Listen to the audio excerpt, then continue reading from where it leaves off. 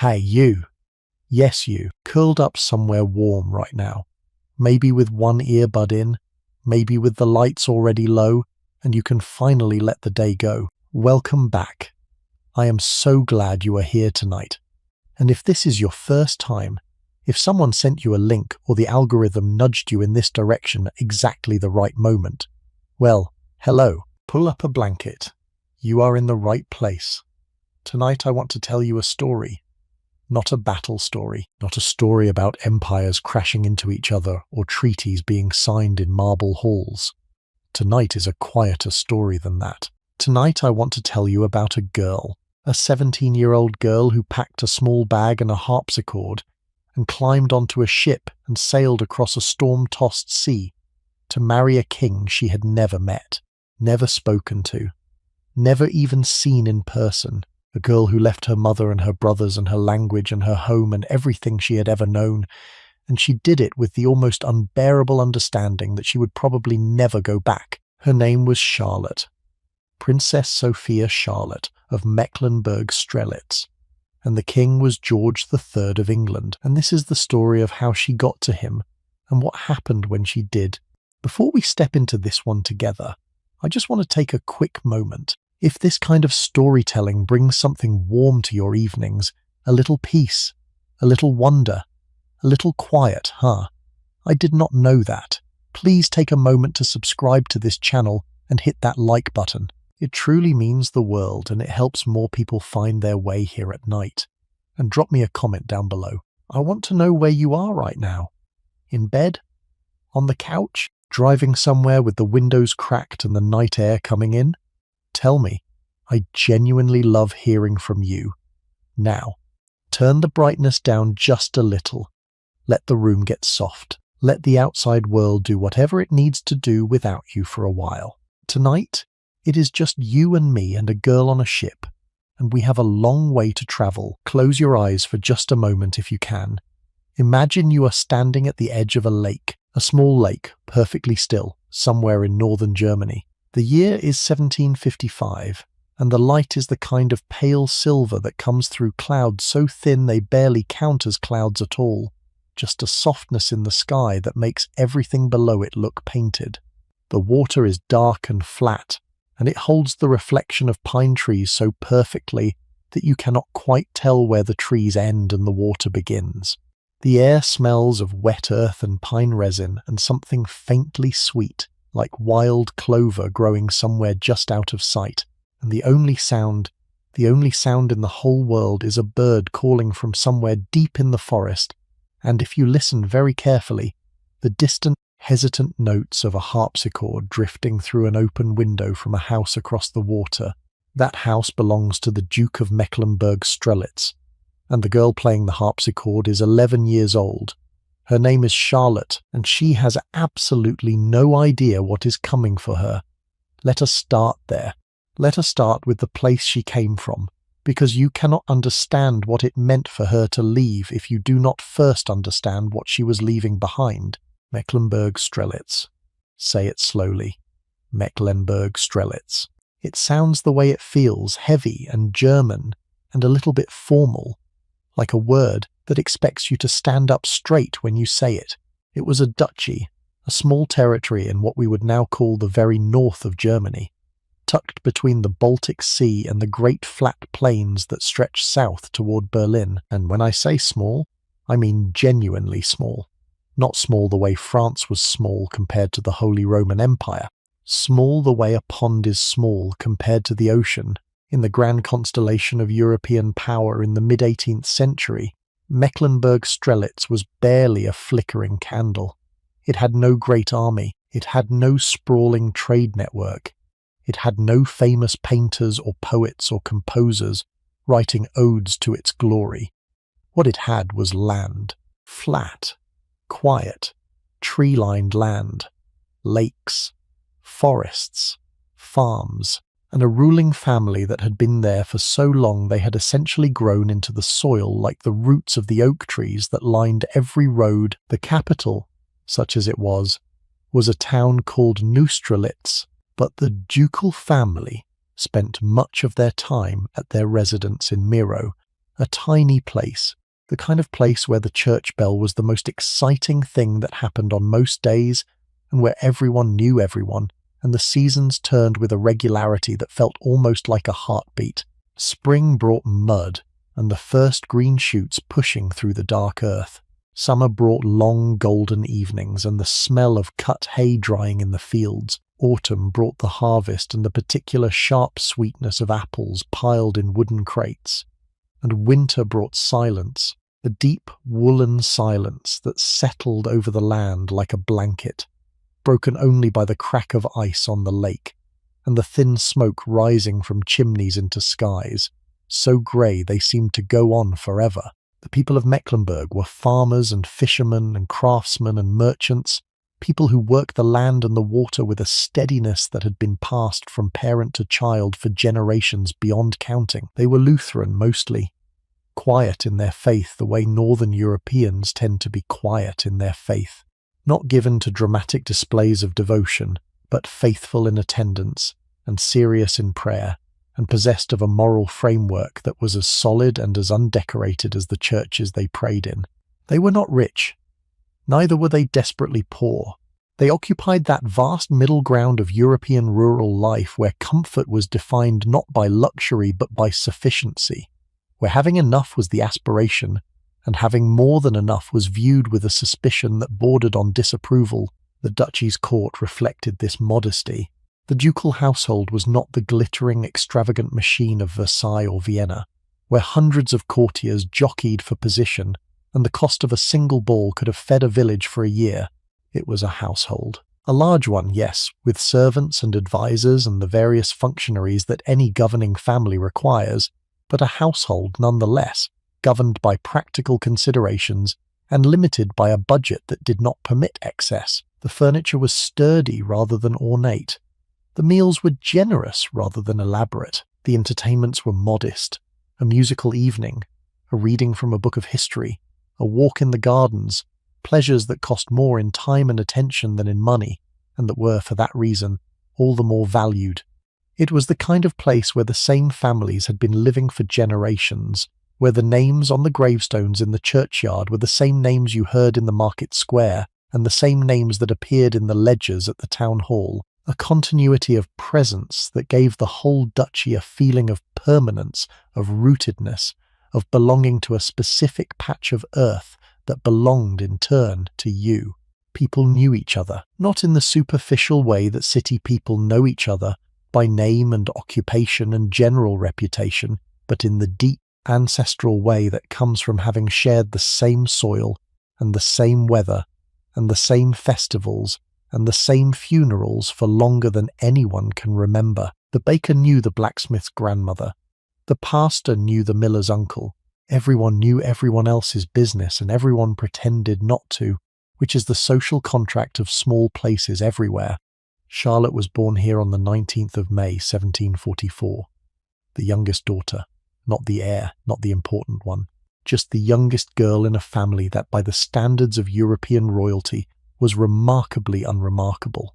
Her father was Duke Charles Louis Frederick of Mecklenburg-Strelitz, a man who seems to have been kind enough and steady enough, but who left very little mark on history, the way a stone dropped into deep water barely ripples the surface. He died when Charlotte was 8 years old in 1752, and after that the household was run by Charlotte's mother, Princess Elizabeth Albertine of Saxe-Hildburghausen, a woman whose name alone takes longer to say than most people's entire introduction, and who by all accounts was sharp and practical, and determined that her children would be educated properly, even if their duchy was too small for anyone important to notice.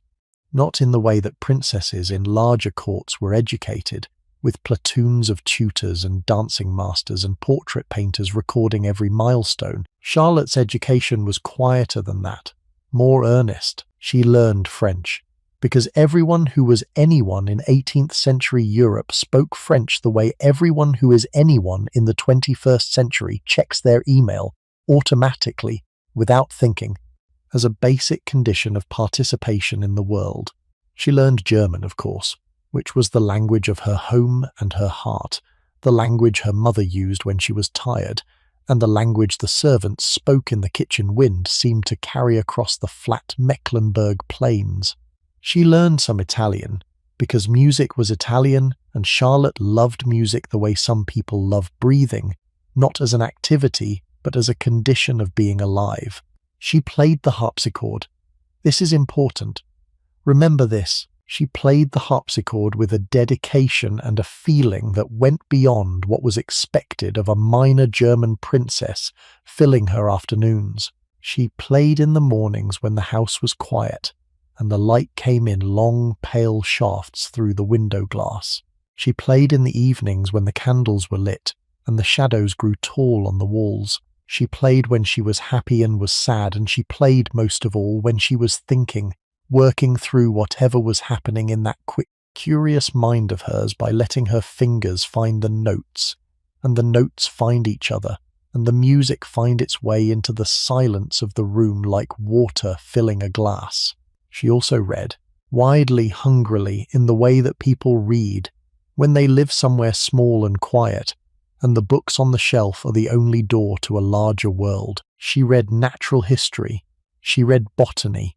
She read philosophy. Years later, when she was Queen of England and had access to every library and every scholar and every garden in the realm, people would remark on how much she already knew, how her mind had been furnished before she ever left Mecklenburg, and they would wonder how that had happened in such a small place. But that is the thing about small places. They are only small on the outside. On the inside, if you have books and music and a window to look out of and a mind that refuses to sit still, they can be as vast as anything. Imagine her then. Imagine Charlotte at 15, at 16, slim and sharp-eyed and not particularly beautiful, not by the porcelain-skinned, rosebud-lipped standards that the courts of Europe considered beautiful. The portraits of her are honest in a way that royal portraits rarely were. Her nose was a little wide, her mouth was a little large, her complexion was darker than was fashionable, but her eyes were bright, and there was something in them, a warmth and an alertness, that was hard to look away from.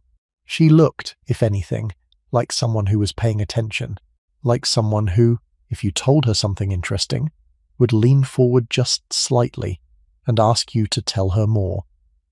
She walked the grounds around Miro in the afternoons, past the lake where the pine trees doubled themselves in the water, past the little church with its square tower, past the garden where her mother grew herbs, sage and rosemary and thyme, and where the bees moved between the flowers in that slow, purposeful way that bees have, as though every blossom were a small appointment that must be kept.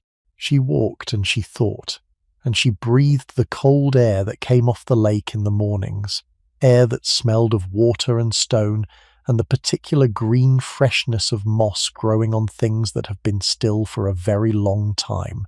Charlotte had brothers, Adolf Friedrich, who would become duke after their father's death, a serious young man with the weight of a duchy already settling on his shoulders before he was ready for it, and Karl, who was quieter, more bookish, the kind of brother who would lend you a volume of Voltaire and then ask you what you thought of it at dinner and genuinely want to know the answer. They were a close family, not in the demonstrative, embracing, shouting way that some families are close, but in the steady, daily way of people who have shared a house and a table and a set of winters for long enough that the closeness is simply there, like the walls themselves.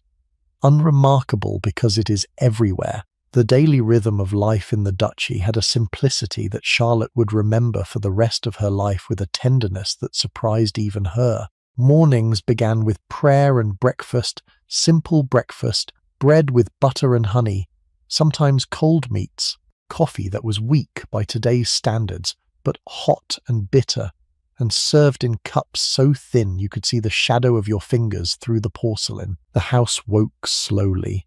The servants moved through the corridors with the particular quiet efficiency of people who have been doing the same tasks in the same order for years. The fire was stoked. The curtains were drawn. The day began. Charlotte spent her mornings at lessons, French grammar, history, geography, the natural sciences, which in the 1750s meant a wonderful and slightly chaotic blend of genuine observation and inherited mythology, where the migration patterns of birds might be discussed alongside the medical properties of ground unicorn horn, which was in fact narwhal tusk. And nobody saw any contradiction in the combination. She studied maps. She studied the genealogies of European royal families, those elaborate family trees that branched and merged and doubled back on themselves in ways that would make a modern geneticist wince. She learned that she was, through the intricate web of dynastic marriage, distantly related to nearly every crowned head in Europe, which was both a point of pride and, when you thought about it carefully, a little bit unsettling. Afternoons were freer. Charlotte could walk. She could read. She could practice her harpsichord without interruption, playing the same passage over and over until her fingers knew it well enough to play it in the dark, which she sometimes did, closing her eyes and letting the music find its own way through the room while the afternoon light moved across the floor in long golden bars. She could visit the kitchen, where the cook, a woman whose name has not survived, but whose presence in Charlotte's memory clearly did, produced meals that were hearty and practical and flavoured with the herbs from the garden, roasted meats and root vegetables and thick soups that steamed in the winter air, and stews that bubbled on the stove in heavy iron pots that had been in the household longer than anyone could remember. In the evenings the family gathered. The house at Miro was not large enough for the family members to disappear into separate wings, the way they might have in a grander palace. Here, everyone was close. The sitting room was warm with candlelight and the smell of beeswax and the faint, comforting scent of wood smoke that seeped through from the fireplace in the next room. Charlotte's mother would sew or read. The brothers would talk or play cards. Charlotte would play the harpsichord, and the music would fill the small room and drift through the open doors into the hallway and up the stairs and into the bedrooms above, so that the whole house was held inside the sound, cradled by it, the way a boat is cradled by water. Outside, the world was vast and dark and cold. The Mecklenburg winters could be brutal. The wind came off the Baltic with a sharpness that cut through wool and leather and lodged itself in the bones. The lake froze solid, a sheet of grey ice that creaked and groaned in the night like something alive and turning in its sleep. The snow came in December and did not leave until March, covering the fields and the roads and the rooftops in a silence so deep that the sound of a church bell could carry for miles, moving through the still air like a stone dropped into a perfectly calm pond, the rings of sound spreading outward until they reached the forest and were absorbed into the trees.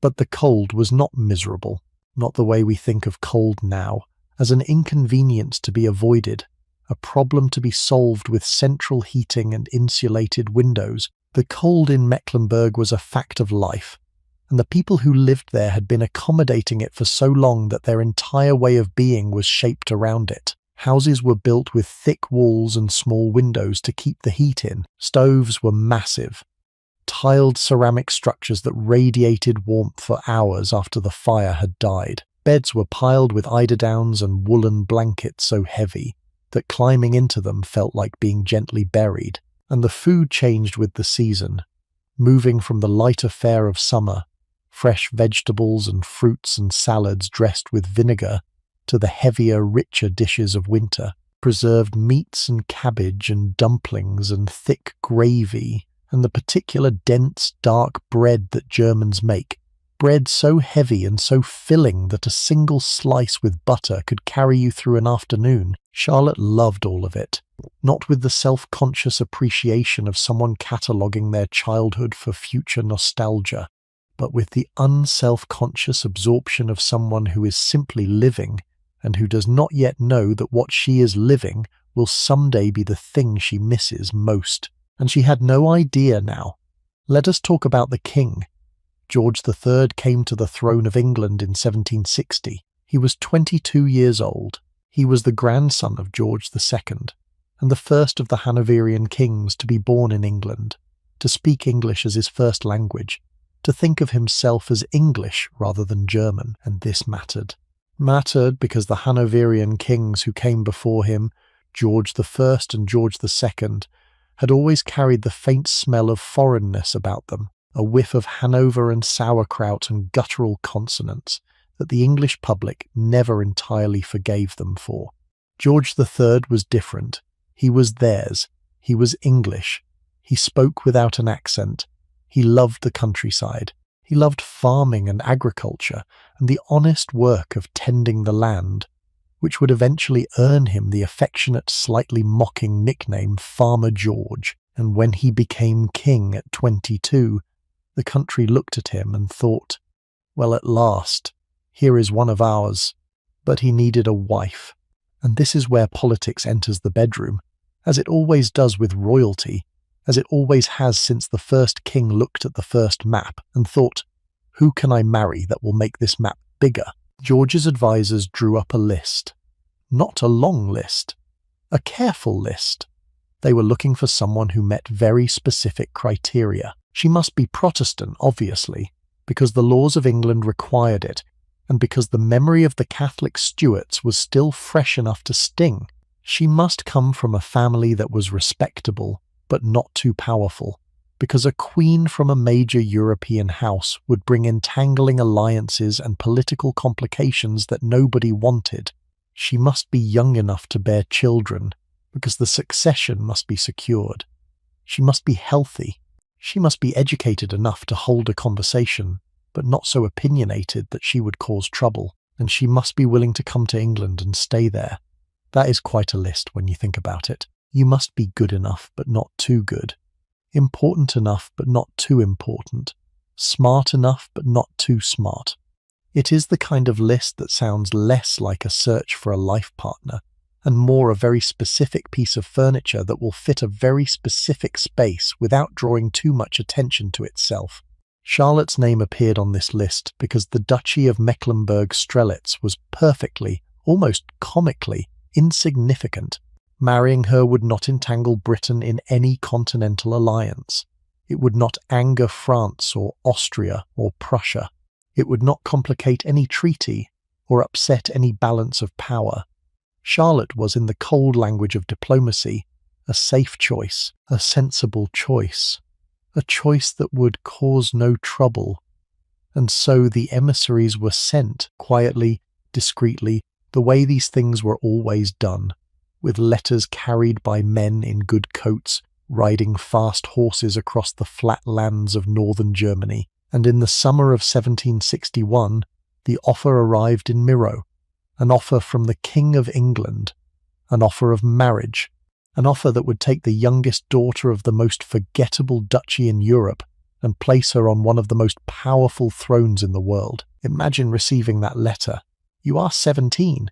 You are sitting in a room you have sat in every day of your life. The light through the window is the same light that has come through that window every morning for as long as you can remember.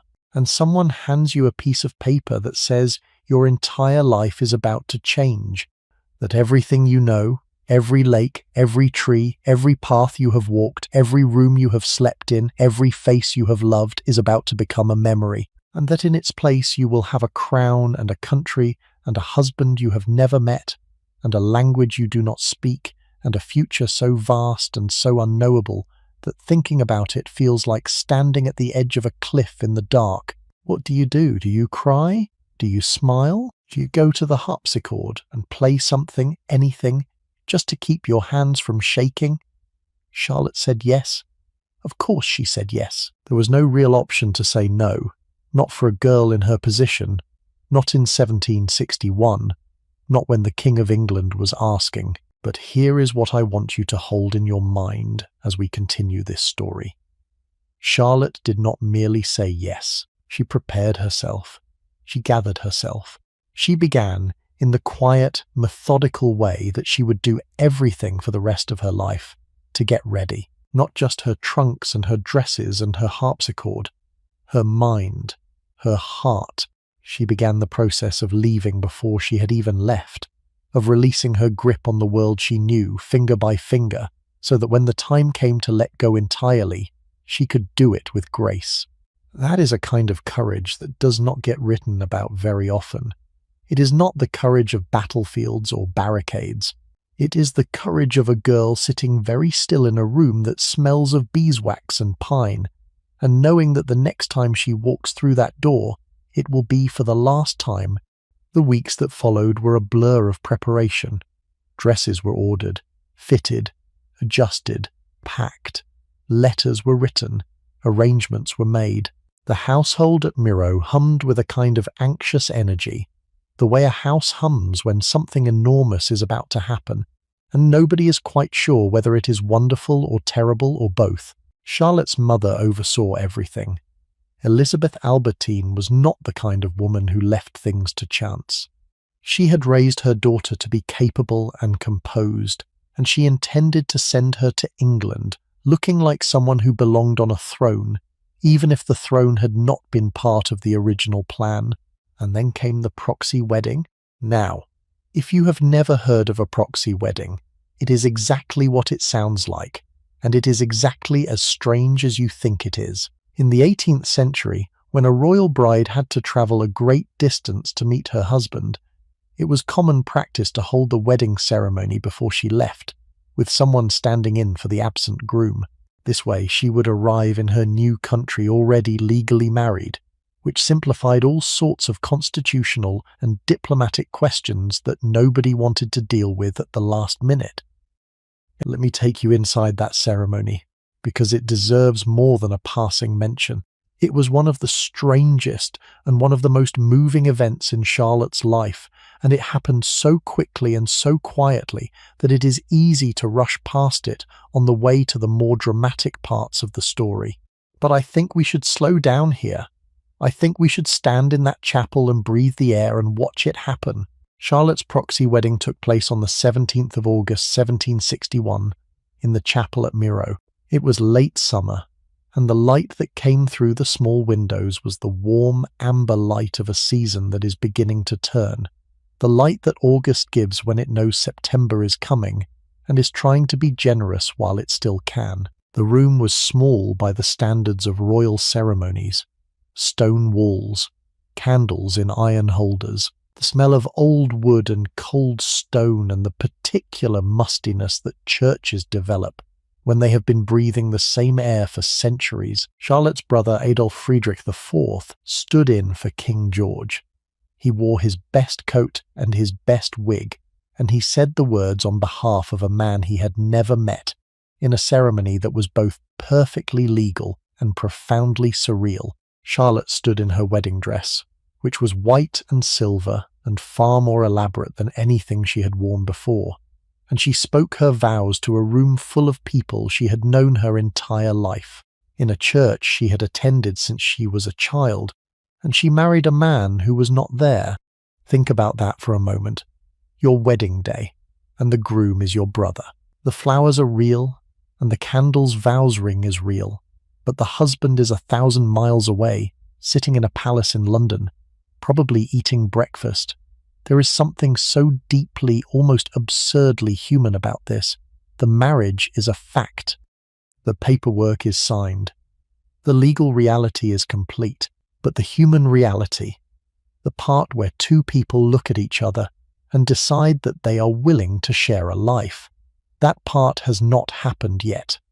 The part is still waiting, somewhere across the North Sea, in a room that Charlotte has never seen, with a man whose face she knows only from a miniature portrait no bigger than her palm.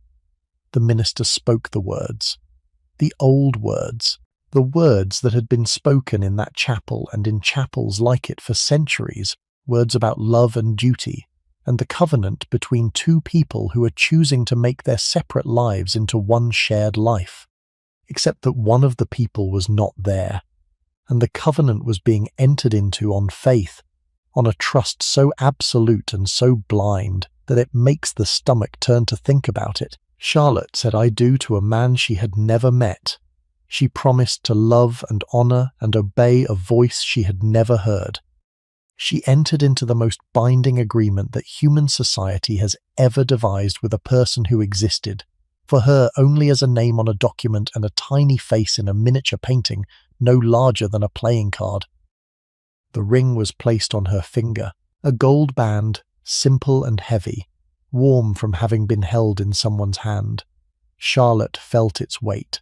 She would feel it for the rest of her life. That small circle of metal that connected her to a man across the sea, a man who at this very moment was probably sitting in a room in London, not thinking about the ring or the girl or the chapel in Miro, but about the business of governing a country that was at war and deeply in debt, and expecting him to fix both problems by Thursday. After the ceremony, there was a small celebration. Food was served, toasts were made.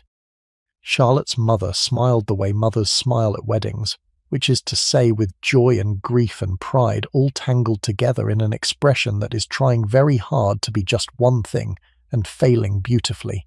And Charlotte sat at the centre of it all and ate and drank and accepted congratulations and knew that when she woke up tomorrow, the leaving would begin. She spent her last night in Miro in the room she had slept in for years, the same bed, the same ceiling, the same shadows that moved across the wall when the wind blew the tree branches outside the window. Did she sleep? I do not know. I doubt it. I think she probably lay there in the dark and listened to the house settling around her, the creak of old wood, the tick of something cooling, the soft distant sound of a dog barking somewhere in the town. And I think she probably memorized it, all of it, the way you memorize something you know you are about to lose, not with your mind but with your body. The weight of the blanket, the dip in the mattress, the smell of the pillow, the particular quality of silence that belonged to this room and no other room in the world. In the morning she said goodbye to her mother. I am not going to dwell on this moment because I think it deserves more privacy than I can give it, but I want you to know that it happened, that there was a moment somewhere in the front hall of that house in Maro where Charlotte and Elizabeth Albertine stood face to face and understood that this was the last time, not the last time for years, the last time. Charlotte would write to her mother for the rest of Elizabeth Albertine's life, long careful letters in French and German that crossed the sea and carried with them the smell of English ink and English paper. But she would never see her again. She would never sit beside her again. She would never hear her voice again except in memory, where all the voices we love go eventually, growing softer and softer until we are no longer sure whether we are remembering the voice or remembering the memory of the voice.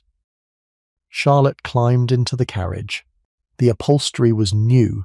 She could smell it, the sharp, clean scent of freshly tanned leather mixing with the subtler smell of the wood polish that had been applied to the door panels and the window frames. Her ladies-in-waiting climbed in after her, arranging themselves on the opposite seat with the practiced efficiency of women who had spent their entire lives getting in and out of carriages and who could manage it in full skirts and corsets without bumping their heads or showing their ankles, which was, in the 18th century, a skill as essential as reading. The door closed, a sound like a period at the end of a sentence, a small definitive click that separated everything that had happened before from everything that was about to happen next. The coachman spoke to the horses, a low, encouraging murmur that Charlotte could hear through the roof of the carriage, and the horses leaned into their harnesses and the wheels began to turn, and the carriage began to move. Charlotte did not look away from the window. She watched Miro shrink behind her, the church tower first, that familiar stone rectangle that she had seen from every angle and at every hour and in every season, smaller now and smaller still, until it was just a grey finger pointing at the sky. Then the rooftops, the dark thatch and the red tile, and the occasional glint of glass catching the morning sun. Then the trees, the ring of pines and birches that surrounded the town like a green embrace. Then the lake, a flash of silver through the branches, there and then gone, like a wink. And then it was all just a smudge on the horizon, a faint darkening of the land against the sky. And then it was gone, and Charlotte turned to face forward, toward the road, toward the sea, toward England, toward the rest of her life, and she did not look back again. The ladies in waiting watched her carefully. They had been selected for this journey not just for their social skills and their competence, but for their ability to read the emotional weather of a young woman who was being asked to do something extraordinary, and who might, at any moment, break down entirely.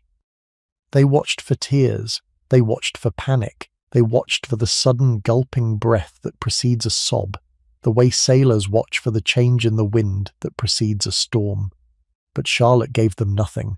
Her face was composed, her hands were folded in her lap, her eyes were dry. Whatever she was feeling it somewhere so deep inside herself that it did not reach the surface, and the ladies in waiting exchanged glances over her head that said, "She is either the strongest girl we have ever seen, or the most frightened," and the truth was probably both. The journey to the coast took several days, several long, slow, rattling days in a carriage that moved through the countryside at a pace that would strike a modern person as comically slow, but that was, by the standards of the age, entirely normal. You did not travel quickly in the 18th century. You travelled at the speed of horses, which was the speed of muscle and bone and the willingness of a living creature to keep putting one hoof in front of another on roads that were, in many places, little better than suggestions. Oh? The carriage moved north through the flat lands of Mecklenburg. The land here was so flat that you could see for miles in every direction an enormous green table stretching to the horizon, broken only by the occasional line of trees, or the spire of a village church, or the dark strip of a river winding through the fields like a ribbon dropped on a carpet. Charlotte watched it from the window of the carriage. This landscape she had known her entire life, and she saw it the way you see things when you are leaving them, with a sharpness and a clarity that is almost painful, though the eye, knowing it will not see these things again, is trying to photograph them, to burn them into the memory so deeply that they can never be lost. She saw the fields of rye and barley that stretched to the horizon, the grain still green in places, already turning gold in others, moving in the wind like the surface of a slow green sea. She saw the farmhouses with their thatched roofs and their whitewashed walls, and the smoke drifting from their chimneys in thin vertical threads that rose straight up into the still air and then bent all at once when the wind caught them, leaning east like everything else in Mecklenburg leaned, toward the Baltic, toward the sea, toward the place where the land ran out and the water began. She saw the villages, so small they were barely more than a church, and a well and a handful of houses clustered together like animals sheltering from the wind. In some of these villages, people came out to watch the procession pass. They stood at the edges of their gardens or in the doorways of their shops, and they watched the carriages go by with expressions that mixed curiosity and deference, and the particular German quality of being impressed without showing it, a quality that Charlotte recognized because she shared it, and that she would carry with her to England like a splint inside her spine. The roads were unpaved and rutted, and the carriage bounced and lurched in the way that carriages did before anyone had thought to invent suspension, which is to say violently and continuously, so that every mile was felt in the bones and the teeth and the base of the spine. The wheels found every rut and every stone and transmitted the impact upward through the frame and the seat and into Charlotte's body with a faithfulness that was almost admirable. Her teeth chattered, her kidneys ached. The books she had brought to read during the journey were useless because the bouncing made the words swim on the page, and reading them produced a queasy, dizzy feeling that was a preview of the seasickness to come. The carriage stopped at inns along the way. Small, dark, low-ceilinged establishments that smelled of beer and bacon fat, and the sweat of travellers who had been on the road for too long. Charlotte was given the best room, which was not always very good, and the best meal, which was usually bread and cheese and cold meat and beer, because the kitchens at these roadside inns were not equipped for royal visits, and the cooks, confronted with the challenge of feeding a princess, tended to respond by producing more of what they always produced rather than trying anything ambitious that might go wrong. Charlotte ate what was offered. She was not a fussy eater. The years in Mecklenburg had taught her that food was fuel and that complaining about its quality was a luxury reserved for people who had never been hungry, which Charlotte, despite being a princess, very nearly had been during the lean years when the duchy's finances were stretched thin and even the ducal household felt the pinch. Charlotte watched it all go by, the landscape of her childhood unrolling behind her like a ribbon being pulled from a spool, the birch trees with their white bark peeling in the wind, the stork standing one-legged in the marshy fields, so still they looked like ornaments placed there by someone with a very dry sense of humour, the sky enormous and grey and low, the kind of sky that presses down on you like a gentle hand and makes you feel both very small and very held at the same time. At night, in the inns, Charlotte lay awake. The beds were unfamiliar. The pillows were wrong. The darkness had a different quality here, a different weight, the darkness of a place that was not home, and that smelled of other people's lives, of their cooking and their laundry and their tobacco and their particular human presence, a smell that was not unpleasant, but that was simply not hers. She listened to the sounds of the inn settling around her, the creak of floorboards as someone moved in the room above, the murmur of conversation from the common room below, the innkeeper and his wife perhaps, or late travellers settling their bills and ordering one more drink before bed, the snort of a horse in the stable, the bark of a dog, the wind in the trees. And she thought about George. She had the miniature portrait, the tiny painted oval that she had been given during the negotiations, and she held it sometimes in the dark, running her thumb across the surface, feeling the slight texture of the paint, trying to extract from that small, flat image some sense of the real person behind it. But miniature portraits lie. They are made to flatter. They are the 18th century equivalent of a filtered photograph, a version of reality that has been adjusted to present the best possible impression, and Charlotte knew this. She knew that the George in the miniature might bear only a passing resemblance to the George who was waiting for her in London. He might be taller or shorter or fatter or thinner or kinder or crueler or funnier or duller than the miniature suggested. He might be everything she hoped for, or nothing she hoped for, and there was absolutely no way to know until she stood in front of him and looked into his actual eyes and saw what was there. That uncertainty was the cruelest part of the journey. Not the discomfort of the carriage, not the bad roads or the bad food or the bad beds.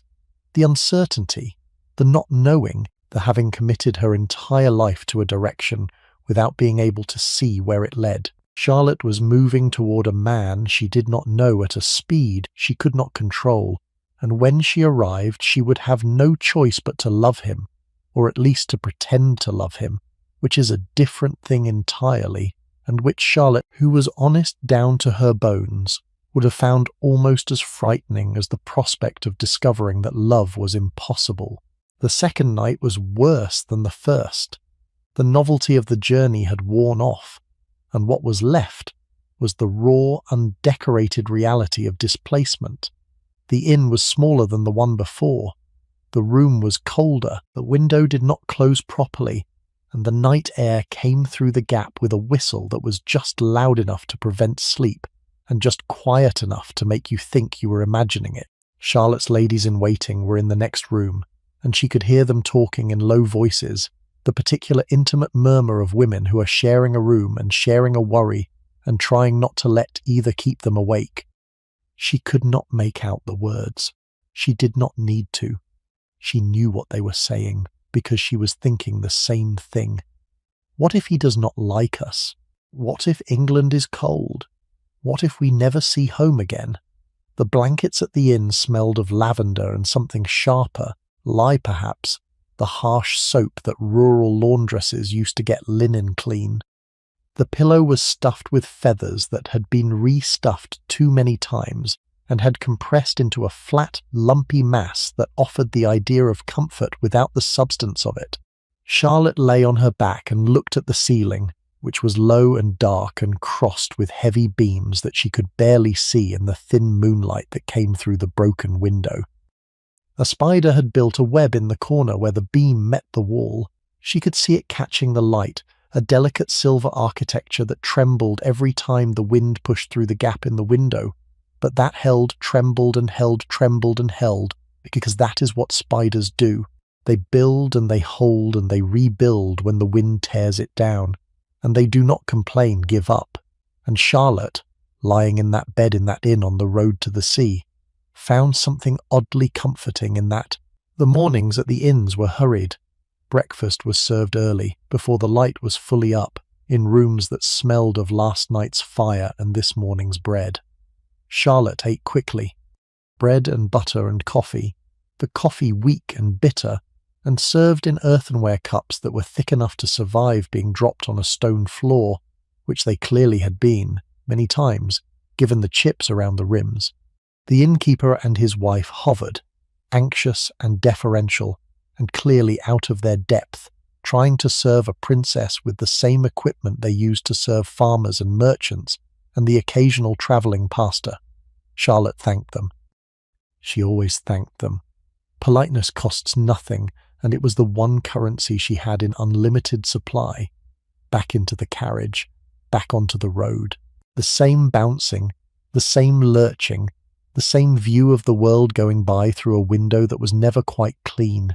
Day after day, mile after mile, the landscape changing so gradually that you could not see it changing, only notice, at the end of each day, that the world outside looked slightly different from the world you had seen that morning, a little flatter, a little wetter, a little closer to the sea.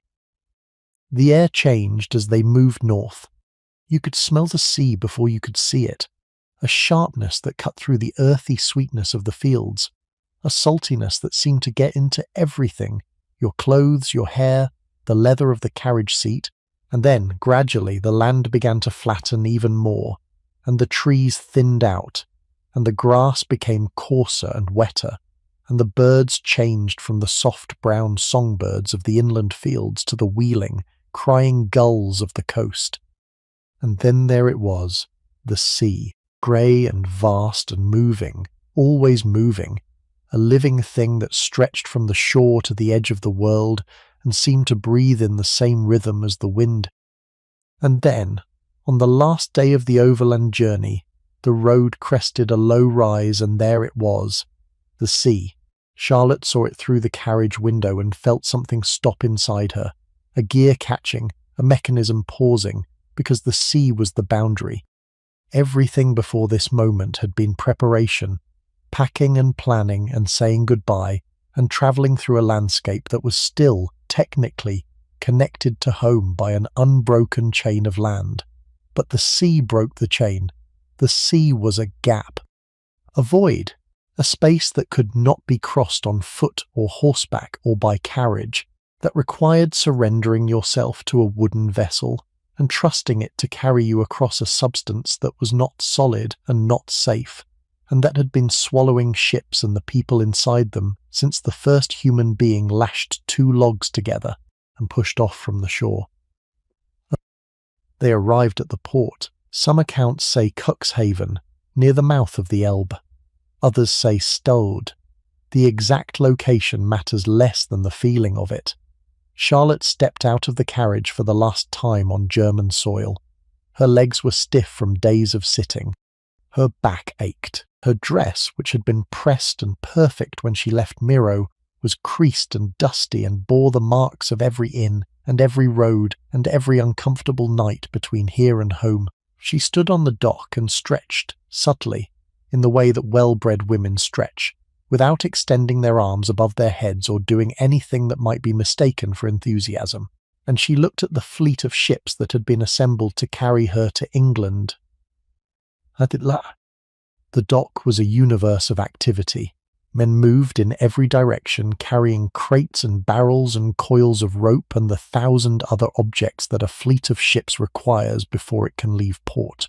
The air was thick with the sounds of labour, the thud of cargo being lowered into holds, the scrape of barrels being rolled across planks, the shouts of foremen directing the work in voices that had been trained by years of competing with the wind and the waves and the general stubbornness of inanimate objects that do not want to be moved. Gulls wheeled overhead, their cries sharp and plaintive, and somehow both lonely and aggressive, the sound of creatures that had learned to live between two worlds, the air and the water, and that belonged entirely to neither. Charlotte could see the ships clearly now. They were beautiful in the way that functional things are beautiful, not designed to be admired, but to work, their forms shaped by centuries of trial and error and disaster into the most efficient arrangement of wood and canvas and rope that human beings had yet devised for the purpose of moving across water. The hulls were dark, tarred and weathered to a deep brown black that glistened where the water lapped against them. The masts rose high above the hulls, bare now, stripped of their sails, waiting for the moment when the canvas would be unfurled and the wind would fill them and the ships would transform from static objects into moving things, from nouns into verbs, from buildings into birds. Charlotte looked at the fleet of ships that had been assembled to carry her to England, several vessels with the royal yacht at the centre, their masts like a forest of bare winter trees, their hulls dark with tar and salt, their rigging creaking and swaying in the wind that came off the water in steady, cold gusts. The air here smelled of salt and tar and wet rope and fish and the particular brackish sweetness of river water meeting sea water. The dock was noisy. Sailors shouted to each other in a language of commands and responses that had its own grammar and its own rhythm, a call and answer that had not changed in centuries. Crates were being loaded. Ropes were being coiled. Somewhere below deck, Charlotte's harpsichord was being secured in her cabin, wedged into place with rolled blankets so it would not slide when the ship moved. And Charlotte looked at those ships and she knew that once she stepped aboard, the last thread connecting her to her old life would snap. The carriage could turn around. The carriage could take her back. But the ship, once it sailed, was a one-way door. You stepped through it and the sea closed behind you, and the land you loved became a line on the horizon, and then a memory, and then a story you told yourself at night when you could not sleep. She stepped aboard, one foot on the gangplank, which flexed slightly under her weight, and then the other, and then she was on the deck of a ship for the first time in her life. The wood was smooth under her shoes, worn by decades of feet and weather and scrubbing into a surface that was almost silky. The deck tilted slightly with the tide, a gentle rocking that was barely perceptible on its own, but that Charlotte's body registered immediately, a small alarm going off somewhere deep in her inner ear, saying this surface is not stable, that this surface is moving. Be careful. She looked back at the shore, at Germany, at the land that had made her. The dock was busy with people and carts, and the organised chaos of a fleet preparing to sail, but beyond it the countryside stretched away, flat and green and endlessly familiar, and Charlotte looked at it and felt something shift inside her chest, a physical sensation, like a bone resetting or a knot coming undone, the feeling of a connection being severed not suddenly but slowly, fibre by fibre, the way a rope frays when it is being pulled in two directions at once. Someone offered her arm. Someone guided her below deck. The sounds of the port, the shouting and the clanking and the cries of gulls faded as she descended into the interior of the ship, replaced by the quieter, more intimate sounds of wood and water and the creak of the hull adjusting to the weight of its passengers. The royal yacht was not large by the standards of naval vessels, but it was comfortable in the way that royal things are comfortable, which is to say it tried very hard to pretend it was not a boat. The cabin assigned to Charlotte had been fitted out with silk hangings and a narrow bed with clean linens and a writing desk secured to the wall and a small window through which she could see the water and the sky and nothing else. It smelled of new paint and old wood and the sea, always the sea, that constant salt presence that would be her companion for the next 10 days. Her ladies-in-waiting were given cabins nearby. These were women who had been selected to accompany Charlotte to England, to serve as her household, her companions, her connection to the world she was leaving. Some of them had been with her for years. Others had been appointed specifically for this journey. All of them were, to varying degrees, seasick within hours of departure, because the North Sea does not care that you're about to become a queen, and it certainly does not care that you packed your nicest dress. The fleet sailed on a day in late August. Charlotte stood on the deck as the ship moved away from the dock, as the distance between the hull and the shore widened from a gap you could step across to jump to a gap that was beyond jumping, and then beyond swimming, and then beyond anything except looking. The dock grew smaller.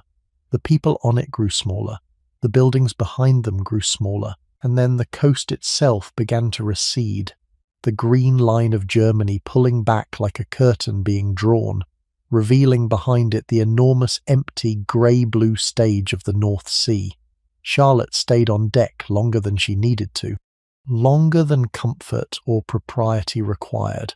She stayed until Germany was gone, completely gone, not even a smudge on the horizon, just water and sky and the ship and the wind. She stayed because she wanted to see the exact moment when her old world disappeared.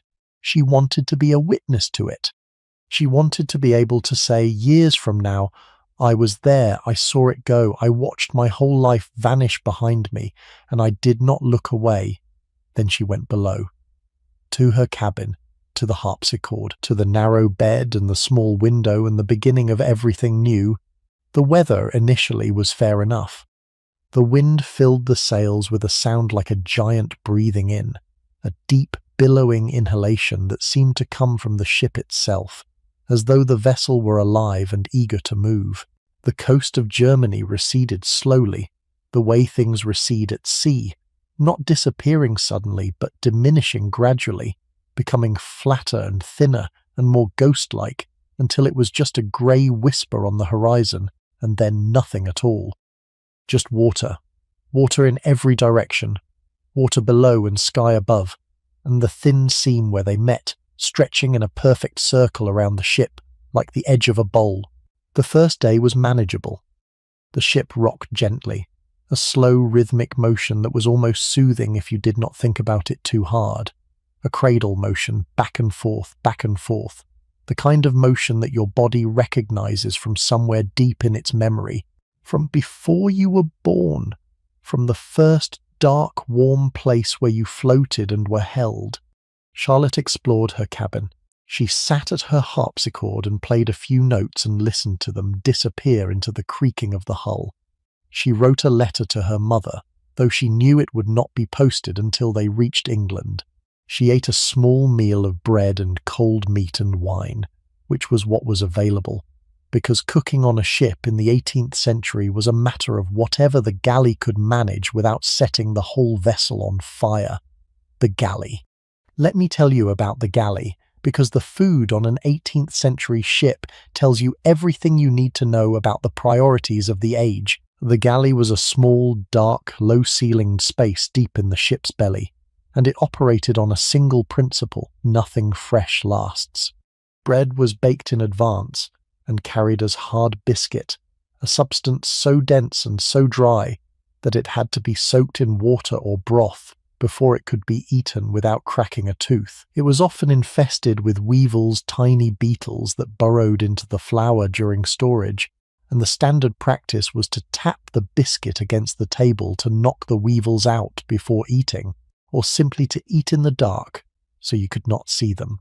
Meat was salted or smoked, packed in barrels that leaked brine onto the floor and gave the lower decks a permanent smell of salt and fat that worked its way into the wood and the clothes and the skin and never entirely left. There was cheese, hard and sharp and wrapped in cloth. There were dried peas that could be boiled into a thick soup.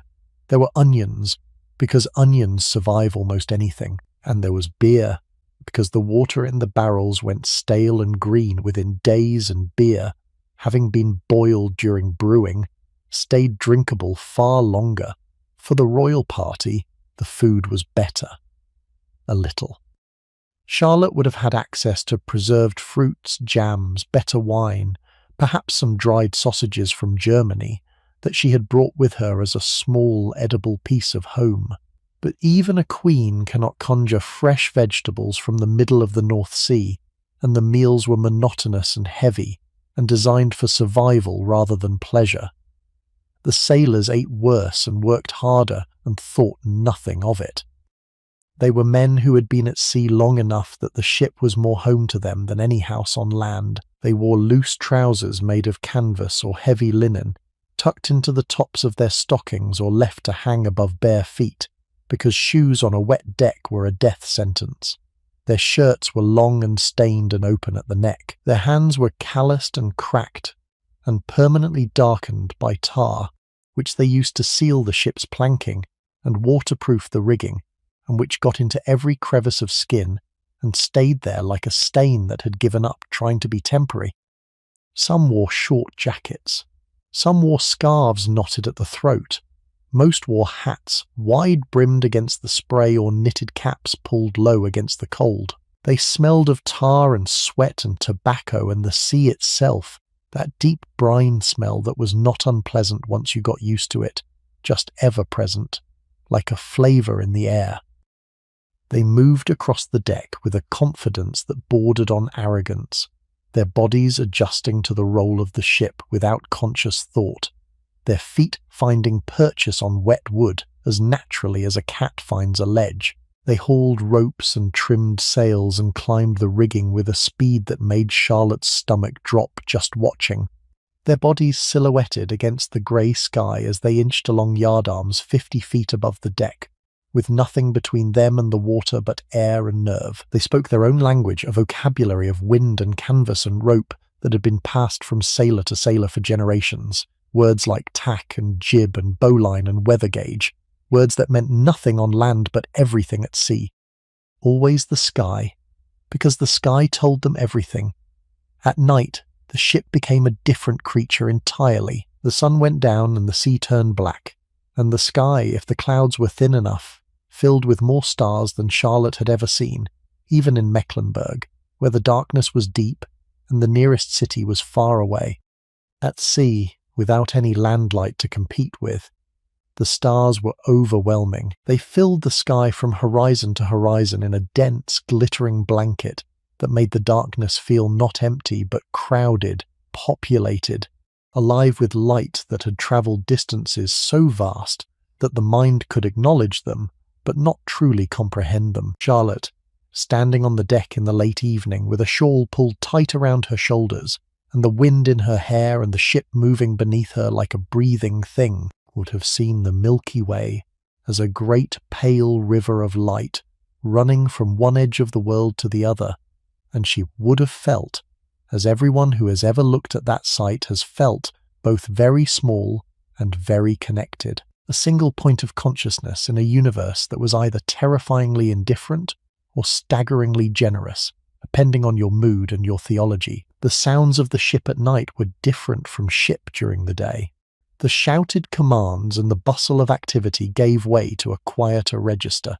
The creak of the rigging, the slap of water against the hull, the occasional footfall of the night watch moving across the deck above, and beneath it all, constant and almost subliminal, the deep, steady breathing of the sea itself, that endless whispered exhalation that sounded like the whole ocean was slowly letting go of something. Charlotte slept poorly on those first nights. The bed was narrow, and the motion was unfamiliar, and her mind would not stop working, turning over the same questions again and again in the dark. What does he look like? What does his voice sound like? Will he be kind? Will he be cruel? Will he think I am plain? Will he wish he had chosen someone else? The questions circled and circled like birds around a tower, never landing, never leaving, just circling endlessly in the darkness above her while the ship rocked and the water whispered and the stars burned overhead in their ancient, indifferent silence. And on the second day, the sky told them something they did not want to hear. The change began slowly. The clouds, which had been high and thin and moving at a reasonable pace, began to thicken and lower. The wind, which had been steady and cooperative, developed a restlessness, shifting direction unpredictably, gusting and then dropping and then gusting again, as though it could not make up its mind. The colour of the water changed too. It went from grey to a darker grey, a grey with green in it, the kind of colour that water turns when it is gathering energy, when the depths below are beginning to stir. The sailors knew. You could see it in the way they moved, the way the casual confidence of the first day tightened into something more focused, more deliberate. Ropes that had been loosely coiled were tightened and secured. Hatches that had been left open for air were closed and latched. The captain, whose name has been lost to history, the way so many names are lost when the person attached to them is competent rather than famous, gave orders in a voice that carried across the deck without shouting, a voice that had been trained by years of competing with the wind. Charlotte felt it in her cabin.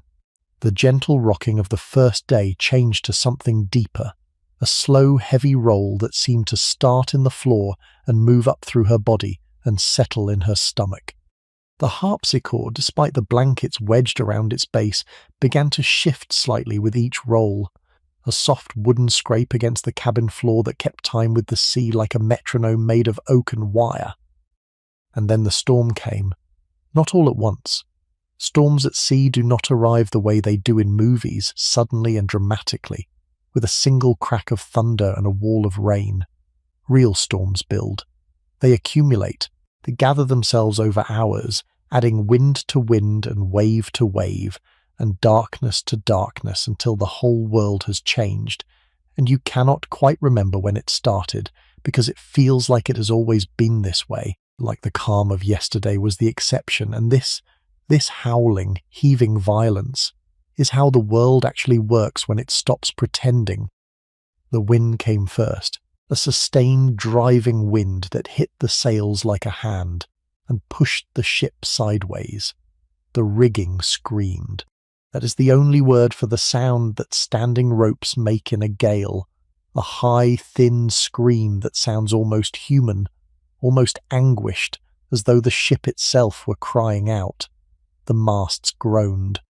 The timbers of the hull flexed and creaked with a sound like old bones complaining, and the ship began to climb. When you are in a storm at sea, the waves become landscape. They are not flat. They are not something you ride over.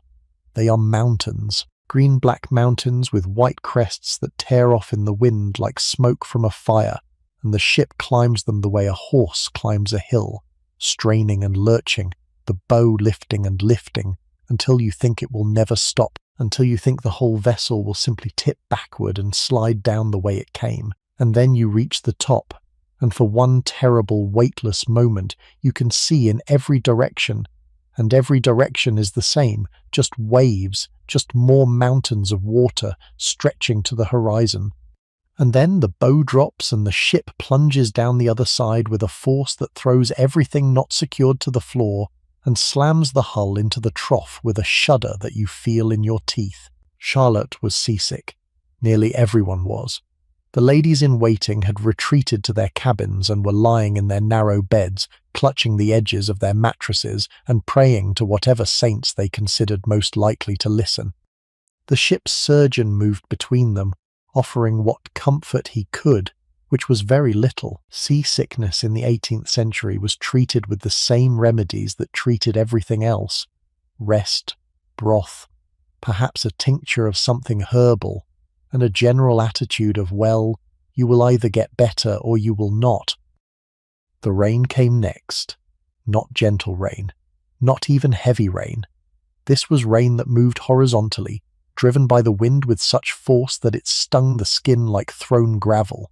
It hit the deck and the sails and the rigging, and turned everything into a streaming, blurred, chaotic mass of water and noise. The sailors worked through it because they had no choice, hauling in sails to reduce the wind's grip on the masts, tying down anything that could come loose, working the pumps to clear the water that poured through every seam and crack in the deck. They were soaked through within minutes. Their clothes clung to their bodies like a second skin. Their hands, slippery with rain and sea spray, gripped ropes that had become as taut as iron bars. They kept working. because the alternative to working in a storm at sea is dying sea, and sailors, whatever else you might say about them, have always preferred the first option. Below deck, the world was a cacophony of sound, the crash of waves against the hull, the groan of timbers, the rattle of loose fittings, the slosh of water finding its way into places water should not be. The air was thick and damp and smelled of salt and vomit and wet wool and the sharp, acrid scent of fear, because even the most experienced sailors will tell you that there is a point in a storm when the body decides, independently of the mind, that something has gone very wrong, and it begins producing the particular sweat and the particular alertness that human beings have been producing in the face of mortal danger since long before we had ships to be terrified in. And here is what Charlotte did. She sat down at her harpsichord, and she sang, not loudly, not defiantly, not in the way that heroes in stories do things, with a soundtrack swelling behind them and a wind machine artfully tousling their hair. She played and she sang the way a person does when they are frightened and alone, and the only tool they have against the darkness is a familiar action, a practiced motion of the hands. A melody they have played so many times it lives in their fingers more than their mind. The sound of the harpsichord in a storm must have been extraordinary. The bright metallic plucking of the strings set against the deep bass roar of the waves. The delicate, orderly progression of notes against the chaos of wind and water. It would have been almost inaudible at times, swallowed by the crash of a wave or the shriek of the rigging, and then suddenly clear in the brief, breathless pause between gusts. A thin thread of music hanging in the air like a promise that the world still contained beauty and order, and things made by human hands for human ears. Some accounts say she did this to calm her attendants. Others say she did it to calm herself. I think it was both. Deeply, quietly, stubbornly human. The storm said, "You are nothing." The music said, "I am here." The night was the worst. In the daytime, even during the storm, there was light. There was something to see. The waves had colour and shape, and you could watch them and track them and anticipate, at least roughly, when the next one would hit. But at night the light disappeared, and the sea became invisible, and the ship moved through a blackness so total that Charlotte could not see her own hand in front of her face. The sounds were louder in the dark. The crash of waves against the hull became a physical assault, each impact shaking the timbers with a violence that made her wonder, each time, whether this was the one that would split the ship open like a walnut and send everything, the silk hangings and the harpsichord and the 17-year-old girl from Mecklenburg, tumbling into the cold black water. The groaning of the hull was louder too, a deep, sustained complaint from the wood itself, the sound of a structure being pushed beyond its tolerances, of joints flexing and planks bending and nails straining in their holes. And beneath it all the terrible rushing sound of water moving through spaces it should not be, finding its way through seams and cracks with the patient inevitability of something that has all the time in the world and knows with absolute certainty that it will eventually get in. Water came through the deck.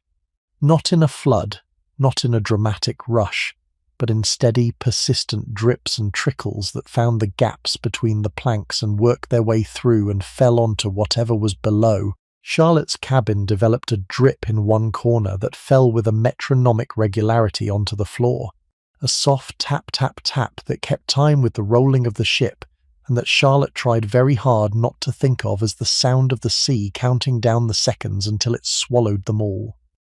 The air below deck became thick and foul. The hatches were sealed against the storm, which meant that the air that was trapped below could not be refreshed, and it quickly became heavy with the smells of damp wood and bilge water and seasickness, and the particular sharp, acidic scent of fear. People sweated. People were sick. People lay in their bunks and gripped the edges and prayed or cursed, or did both simultaneously, which is what most people do when the world is ending, and they are not sure which deity is responsible and want to cover all possibilities. The storms continued. Not one storm, but a series of them, waves of bad weather that swept across the North Sea as though the sea itself had decided to test this girl before it let her pass. The crossing that should have taken 2 days, 3 at most, stretched to 10. 10 days on a heaving sea, in a wooden ship, with nothing but grey water in every direction, and a country she had never seen waiting somewhere beyond the horizon. 10 days of cold meals and damp clothes and the constant groaning of the hull and the smell of brine and wet wool and the slow stomach-turning roll of the deck beneath her feet. 10 days of waking in the dark and not knowing for a moment which way was up and which way was down, because the ship was moving in ways that made the concept of up and down seem like a suggestion rather than a fact. Time lost its shape. At sea, in a storm, the distinction between day and night becomes academic. The clouds were so thick that even at noon the light was a dim, bruised grey that could have been morning or evening or the last light before the end of the world. Charlotte lost track of which day it was. She slept in snatches, brief, shallow dips into unconsciousness that were interrupted by every lurch and every crash. She ate when food was brought to her, mechanically, without tasting, the way the body eats when it has been instructed to survive and is doing so out of habit rather than desire. The ladies in waiting took turns being sick and being brave. There was a rotation to it that became almost comical, one woman recovering just as another succumbed, so that at any given moment someone was lying in her bunk with a basin and someone else was sitting upright and pretending to be fine. Charlotte checked on them. Every day, sometimes twice a day, she made her way through the tilting corridor to their cabins and knocked on their doors and asked how they were and offered what comfort she could, which was mostly just her presence. And the ladies in waiting looked at her and drew from her composure a strength they could not find in themselves. And they thought, if she can endure this, then so can I, which was exactly what Charlotte intended them to think, because that is what leaders do. They lend their calm to others when the supply of calm is running low. And during those 10 days, Charlotte did something that the people around her would remember for the rest of their lives. She remained calm, not the brittle, forced calm of someone who is pretending, a genuine, deep-rooted calm that seemed to come from somewhere inside her that the storm could not reach. She checked on her ladies in waiting. She spoke kindly to the servants. She ate what food she could keep down. She played her harpsichord when the seas permitted it, and sat quietly reading when they did not. She behaved, in short, like a queen, not because she had been trained to, or because she was performing for an audience, but because that is who she was. The girl from Miro, the girl who played the harpsichord by the lake, the girl who read botany books and walked through herb gardens and listened to the bees, that girl had a spine made of something stronger than bone, and the North Sea, for all its fury, could not bend it. There were moments, surely, when the calm cracked.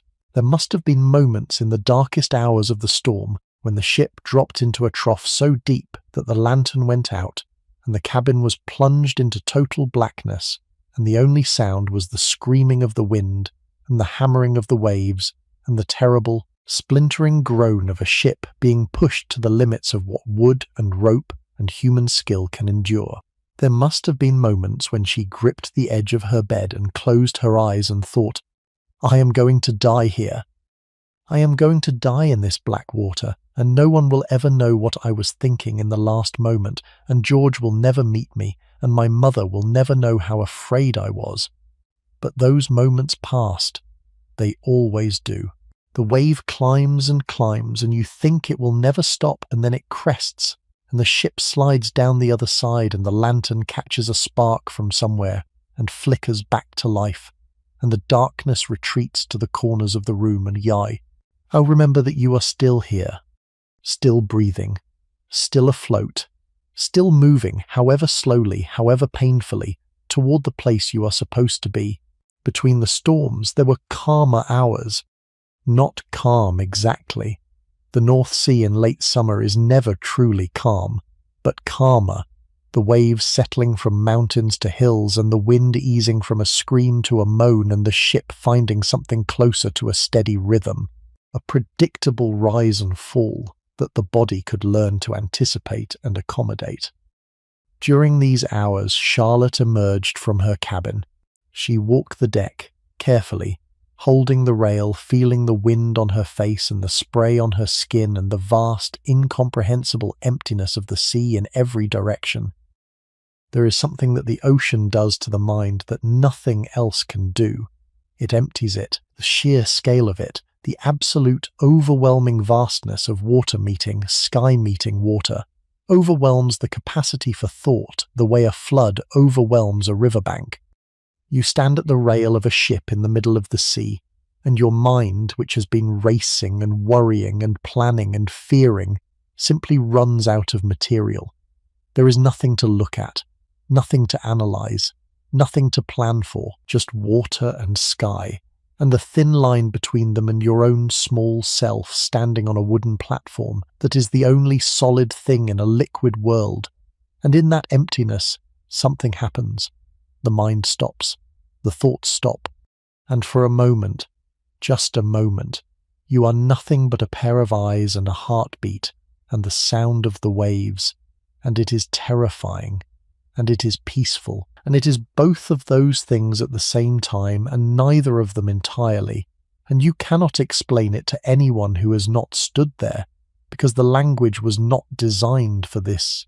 Charlotte stood there, a 17-year-old girl at the rail of a ship in the middle of the North Sea, with the wind in her hair and the salt on her lips, and the future somewhere ahead of her beyond the grey horizon. And she breathed, and the sea breathed. And for a moment, just a moment, they were breathing together. The girl and the ocean, two living things caught in the same current, moving in the same direction, neither one sure where they were going, but both of them going there anyway. She watched the sailors during these calmer hours. They were a different species of human being, these men who lived on the water. Their movements had a fluidity that land-born people did not possess, a constant, unconscious adjustment to the motion of the deck that made them look almost boneless, as though their joints had been replaced with something more flexible, something that bent rather than broke when the world tilted beneath them. They worked with ropes the way musicians work with instruments, their hands knowing the knots and the tensions and the angles without the involvement of conscious thought, tying and untying, and splicing and coiling with a speed and a sureness that was almost beautiful to watch. They told stories in the evening, gathered on the foredeck when the weather permitted, passing a bottle between them, and speaking in voices that had been roughened by years of shouting over the wind. Stories about storms they had survived, and ships they had known, and ports they had visited in parts of the world so distant that they might as well have been on the moon. Charlotte could not hear the words from her position on the quarterdeck, but she could hear the rhythm of the storytelling, the rise and fall of voices that had been shaped by the sea, the way driftwood is shaped by the current, smoothed and curved and made into something that could only have come from this place and this life.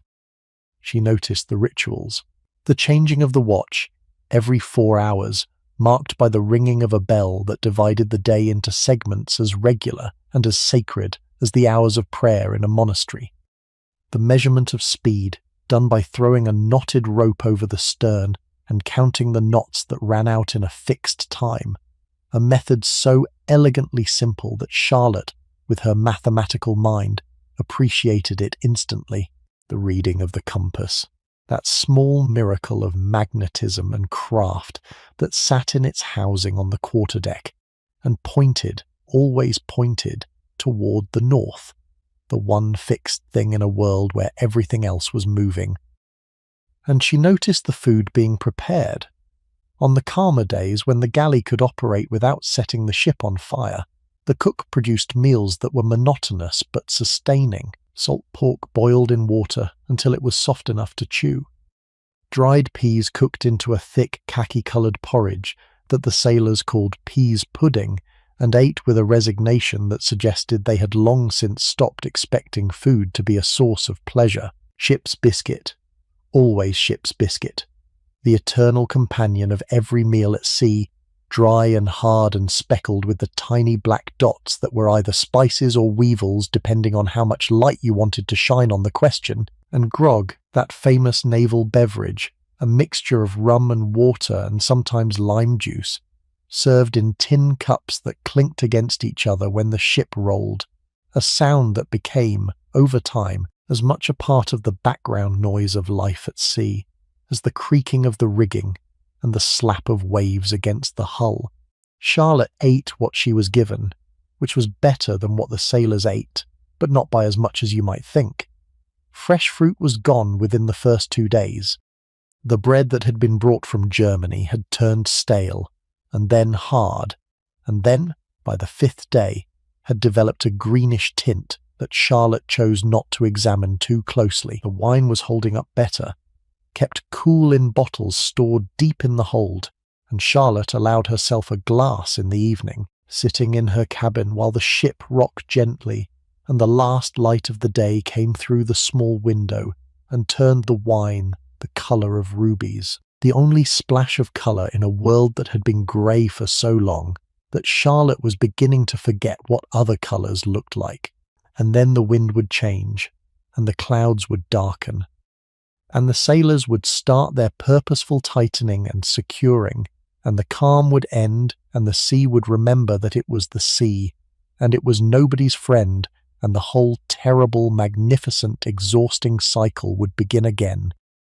And then one morning something changed. Charlotte woke and the cabin was different. She could not say immediately what was different about it, only that something had shifted in the quality of the air and sound and motion beneath her. She lay in her narrow bed and listened.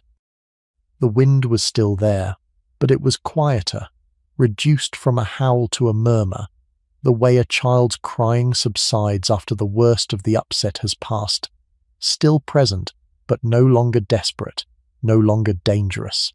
The ship was still moving, but the motion was gentler, a long, slow roll that her body could follow without clenching, without bracing, the kind of motion that you could, if you were tired enough, almost sleep through.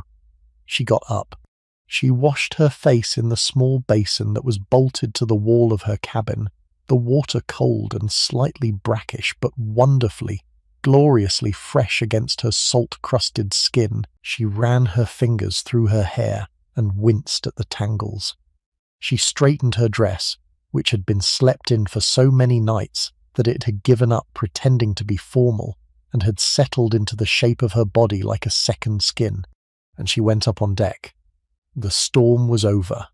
Not over the way a door closes, cleanly and completely, over the way a fever breaks, gradually, with the patient not quite believing it at first, testing each improvement cautiously, waiting for the next wave of heat to come.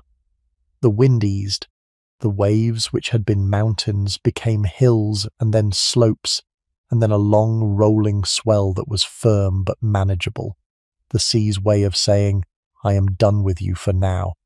The clouds thinned, the light changed, and Charlotte, sitting in her cabin with the taste of salt on her lips and a bruise on her shoulder where she had been thrown against the wall during the worst of it, felt the ship settle into a rhythm that her body recognized as safety. She went up on deck. The air was cool and clean and washed of everything. It smelled of nothing but salt and distance, the way air smells when it has crossed 1,000 miles of open water and arrives with no memory of land. The sky was still grey, but it was a lighter grey, a softer grey, the grey of recovery rather than the grey of violence.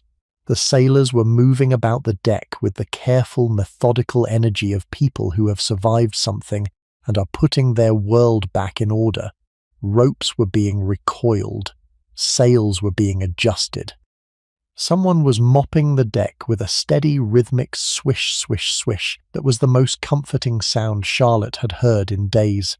Charlotte went up on deck that morning and stood at the rail and breathed the clean air and felt something in her body begin to unclench, muscle by muscle, vertebra by vertebra, the slow, cautious relaxation of an animal that has been hunted and has finally found shelter.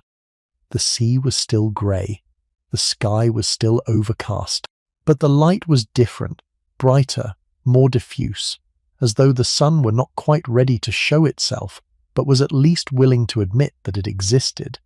The ship moved through the water with a steadiness that felt almost luxurious after the chaos of the storm, a gentle forward motion that was purposeful and calm, and that made the sea look, for the first time, not like an enemy, but like a road, a wet road, an inconvenient road, but a road nonetheless, leading somewhere specific, somewhere real, somewhere that Charlotte was beginning, despite everything, to want to reach.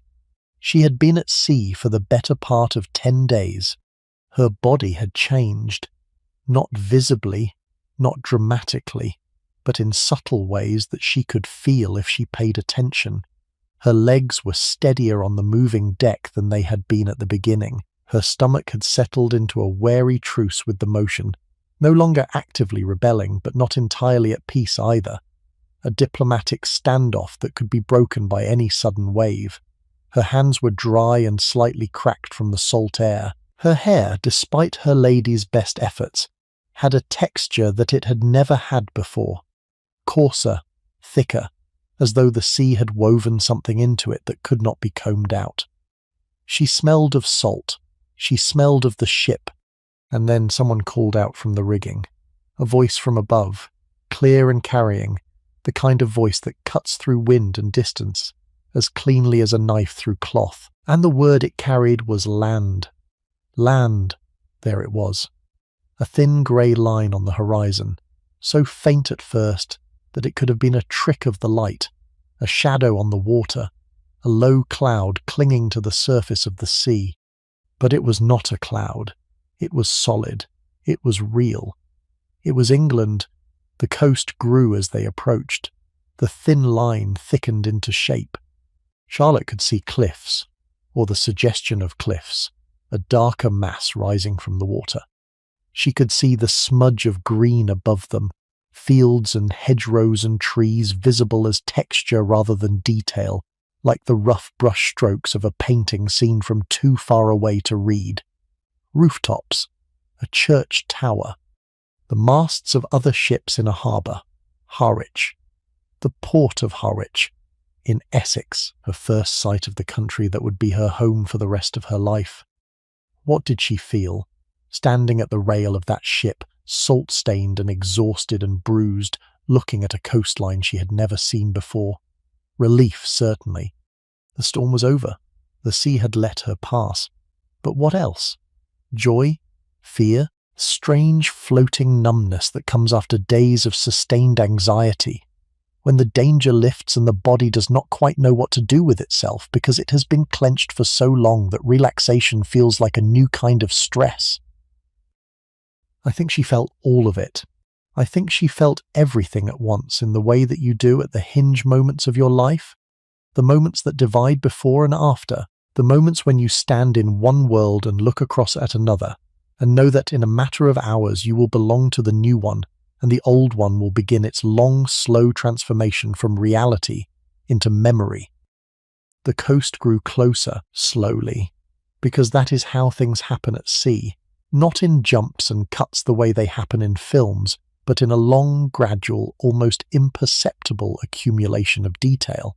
First the thin grey line, then the suggestion of cliffs, then the rooftops of a town, the masts of ships in a harbour, the movement of small boats in the water ahead, and then, suddenly, you were close enough to see individual things, a flag on a pole, a seagull on a post, a figure on the dock waving, and the scale of the world shifted from the vast and abstract to the immediate and real, and you were no longer approaching a country. You were arriving at a place. The fleet dropped anchor in the harbour at Harwich. The process of anchoring was loud and complicated, heavy chains rattling through iron hawser holes, sails being furled and tied by sailors, who moved through the rigging like spiders in a web, the whole ship shuddering as the anchor bit into the seabed and the forward motion stopped, and the vessel settled into the gentle sway of a ship at rest, a different motion from the motion of a ship under way, quieter, more patient, the rocking of a cradle rather than the rolling of a wheel. Charlotte was helped into a small boat that would row her to shore. The boat was narrow and unsteady, and it dipped alarmingly as she stepped into it, the water suddenly very close, sloshing against the hull in a way that was both casual and threatening. The sailors rowed with long, steady strokes, and the boat moved across the harbour through water that was calmer here, protected by the breakwater and the bulk of the other ships, but still moving, still alive, still the sea. And Charlotte sat in the stern and watched England come closer with each stroke of the oars, larger and more detailed and more inescapably real. She came ashore on the 7th of September, 1761. Her foot touched English ground, English stone, English soil. The dock was solid beneath her. After 10 days of perpetual motion, the deck rising and falling, and the cabin tilting, and the whole ship moving in 3 dimensions at once, the stillness of the earth was almost shocking.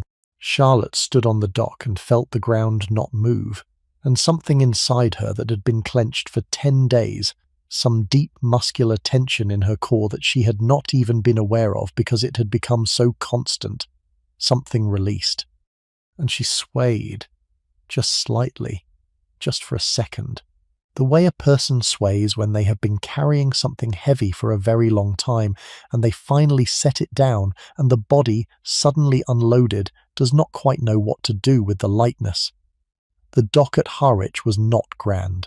It was a working port, a place of fish and commerce and practical activity, where ships came and went and cargoes were loaded and unloaded, and the business of a maritime nation was conducted with more efficiency than elegance.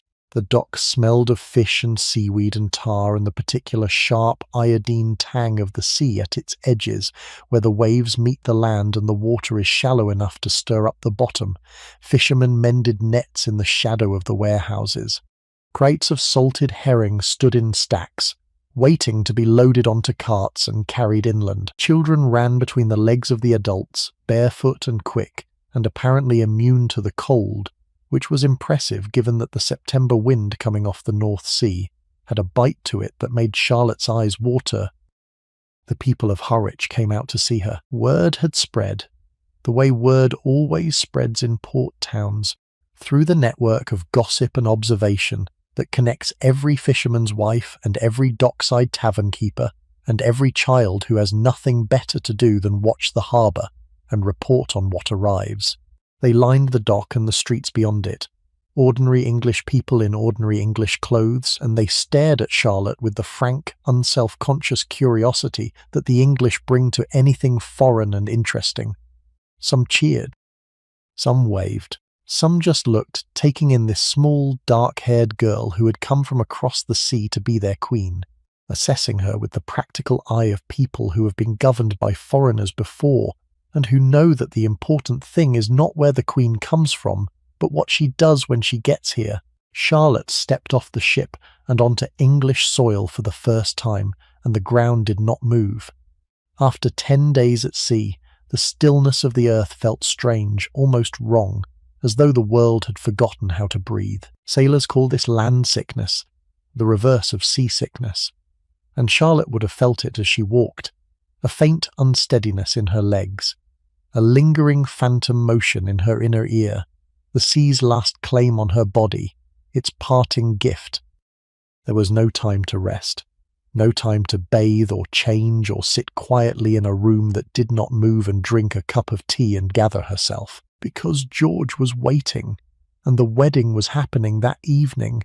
That evening. She had just spent 10 days being tossed across the most temperamental body of water in Europe. She had not slept properly in a week. Her clothes were wrinkled and salt-stained, and her hair was a disaster of tangles and sea spray, and whatever her ladies-in-waiting had been able to do with a comb and a prayer in a cabin the size of a cupboard. And someone told her she was getting married in a few hours, not tomorrow, not next week. Tonight, she was placed in a carriage, a proper English carriage, better sprung than the one that had carried her to the coast in Germany, but still a carriage, which meant hours more of sitting and bouncing and watching the world go by through a window. And the world that went by was England. Her England now. Though it did not yet feel like hers, it felt like a painting she had stepped inside, vivid and beautiful and not quite real. Charlotte saw it all for the first time that day.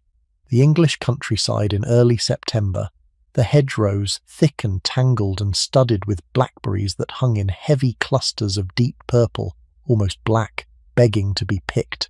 She would have seen children in the fields, village children with bare feet and sun-browned faces, stopping their games to stare at the procession of carriages rolling past, a fleet of gleaming coaches with outriders in livery and guards on horseback, and the whole elaborate apparatus of a royal progress moving through their ordinary Tuesday like a visitation from another world. Some of them waved. Some of them just stood and stared with their mouths open and their hands full of whatever they had been holding when the first carriage came around the corner, a stick or a stone or a half-eaten apple, forgotten now in the shock of seeing something so far beyond their experience that their minds needed a moment to catch up. The fields rolled past, some still golden with the last of the harvest, the wheat and the barley standing in stooks like miniature golden houses, waiting to be carted to the barn for threshing, some already cut to stubble, with the short sharp stalks sticking up from the earth like the bristles of a brush, and between them the poppies, those bright, improbable splashes of red that appear in English fields after the harvest like drops of blood on a clean sheet, beautiful and slightly unsettling. Some fields were ploughed into long dark furrows that stretched to the horizon like lines drawn by a giant's comb, the soil rich and dark and turned to the sky ready for the autumn planting. The oaks were enormous, ancient and spreading, their canopies so wide that standing beneath one was like standing in a green room with a ceiling made of leaves. Charlotte, who had grown up with the slender birches and pines of Mecklenburg, had never seen trees like this. These were not trees that grew toward the sky and minded their own business. That claimed territory. That had been standing in the same spot for 300 years and had no intention of moving. They looked, to Charlotte's German eyes, almost absurdly confident, like very old men who have been right about everything for so long that they have stopped bothering to explain themselves. The villages passed the window one by one, each one a cluster of stone and thatch around a church, each one with its own pub, its own green, its own pond with its own ducks, its own character, its own particular way of arranging itself in the landscape, as though it had grown there rather than been built. The churches were smaller than the churches in Germany, but more numerous, a steeple every few miles, grey stone towers rising above the trees with a quiet persistence that said something important about the relationship between the English and their God, which was less a relationship of ecstasy and terror, and more a relationship of steady, weekly, determinedly moderate attendance. The light was different. That was one of the first things she would have noticed. English light is not like German light. It is softer, more diffuse. It comes through clouds that are not quite clouds, just a general misting of the atmosphere that turns everything slightly golden and slightly hazy, as though the whole country has been wrapped in a very thin sheet of warm gauze. It is the kind of light that flatters everything it touches. The fields looked richer, the trees looked greener, even the mud, and there was always mud in England, even the mud looked somehow purposeful, as though it were an essential part of the design. The air smelled of things Charlotte had never smelled before. English hedgerow, which is a smell you cannot replicate because it is made of 100 things growing together. Hawthorn and elderberry and dog rose and honeysuckle and the damp earth beneath them all, producing a fragrance that is sweet and green and slightly medicinal and utterly, unmistakably English. She would have smelled wood smoke from cottage chimneys, thin blue threads of smoke rising straight up into the still afternoon air. She would have smelled cut grass and manure and the distant, unmistakable scent of a bakery somewhere, yeast and flour, and the particular warmth that bread gives off when it is fresh from the oven. a smell so universally comforting that it probably constitutes a form of medicine. The carriage did not take her straight to London.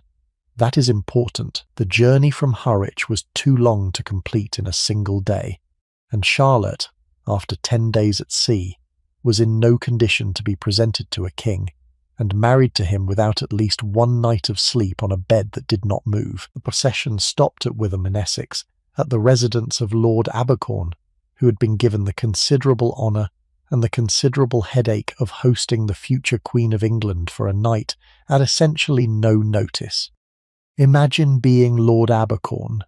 Imagine receiving word that a fleet has arrived at Harwich and that the German princess who is about to become your queen needs somewhere to sleep tonight, and that somewhere is your house. The servants would have been thrown into a frenzy of preparation. The best rooms would have been aired, and the best linens would have been brought out, and the best silver would have been polished, and the kitchen would have been turned upside down in the effort to produce a meal that was worthy of a queen, but that all would be assembled in a matter of hours from whatever happened to be in the pantry and the garden.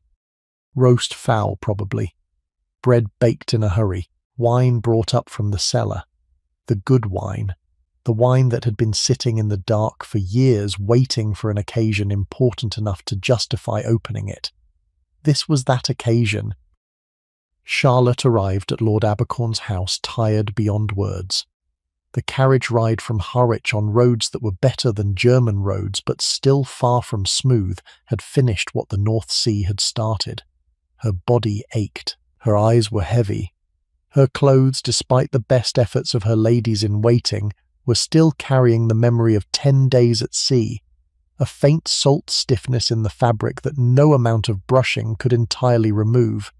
But she was gracious. She greeted Lord Abercorn and his household with the politeness that had been bred into her since childhood, the automatic, almost reflexive courtesy of someone who has been taught that other people's feelings matter, regardless of how tired you are. She ate supper. She made conversation. She smiled at the right moments and laughed, and gave no indication that what she most wanted in the world was to lie down on any horizontal surface and sleep for approximately a year. And then she was shown to her room, a room that was not on a ship, a room that did not move, a room with solid walls and a solid floor and a bed that stayed where it was put. She lay down. The mattress received her.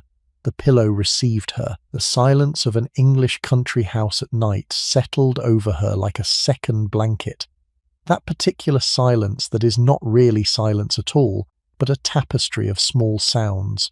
The tick of a clock in the hallway, the creak of old wood cooling, the soft hoot of an owl somewhere in the trees outside, the distant, barely audible murmur of servants finishing their work in the kitchen below. And she slept. For the first time in 10 days, she truly slept. Not the shallow, interrupted, constantly being woken by the sea sleep of the ship.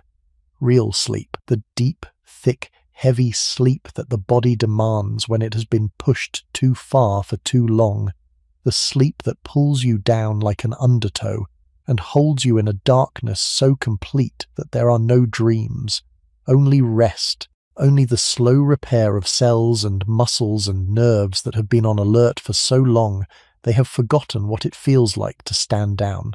The house at Witham was quiet around her, not the silence of the sea, which was never really silence but a constant backdrop of water and wind and the creaking of wood. This was the silence of land, of solid walls and deep foundations and a roof that did not move. The clock in the hallway ticked with a regularity that was almost hypnotic, each tick exactly like the last, a mechanical heartbeat marking time in a world where time was reliable and predictable and not subject to the whims of the North Sea. An owl called from somewhere in the park beyond the window. A floorboard settled with a soft creak that was the house breathing, not complaining.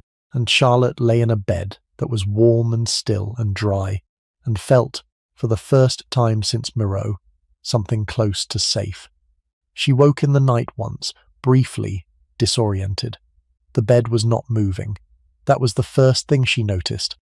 Her body had become so accustomed to the constant rocking of the ship that stillness felt wrong, as though the world had stopped breathing. She lay there in the dark, in Lord Abercorn's best bedroom, with English linen under her cheek and English silence around her, and she listened to the absence of the sea.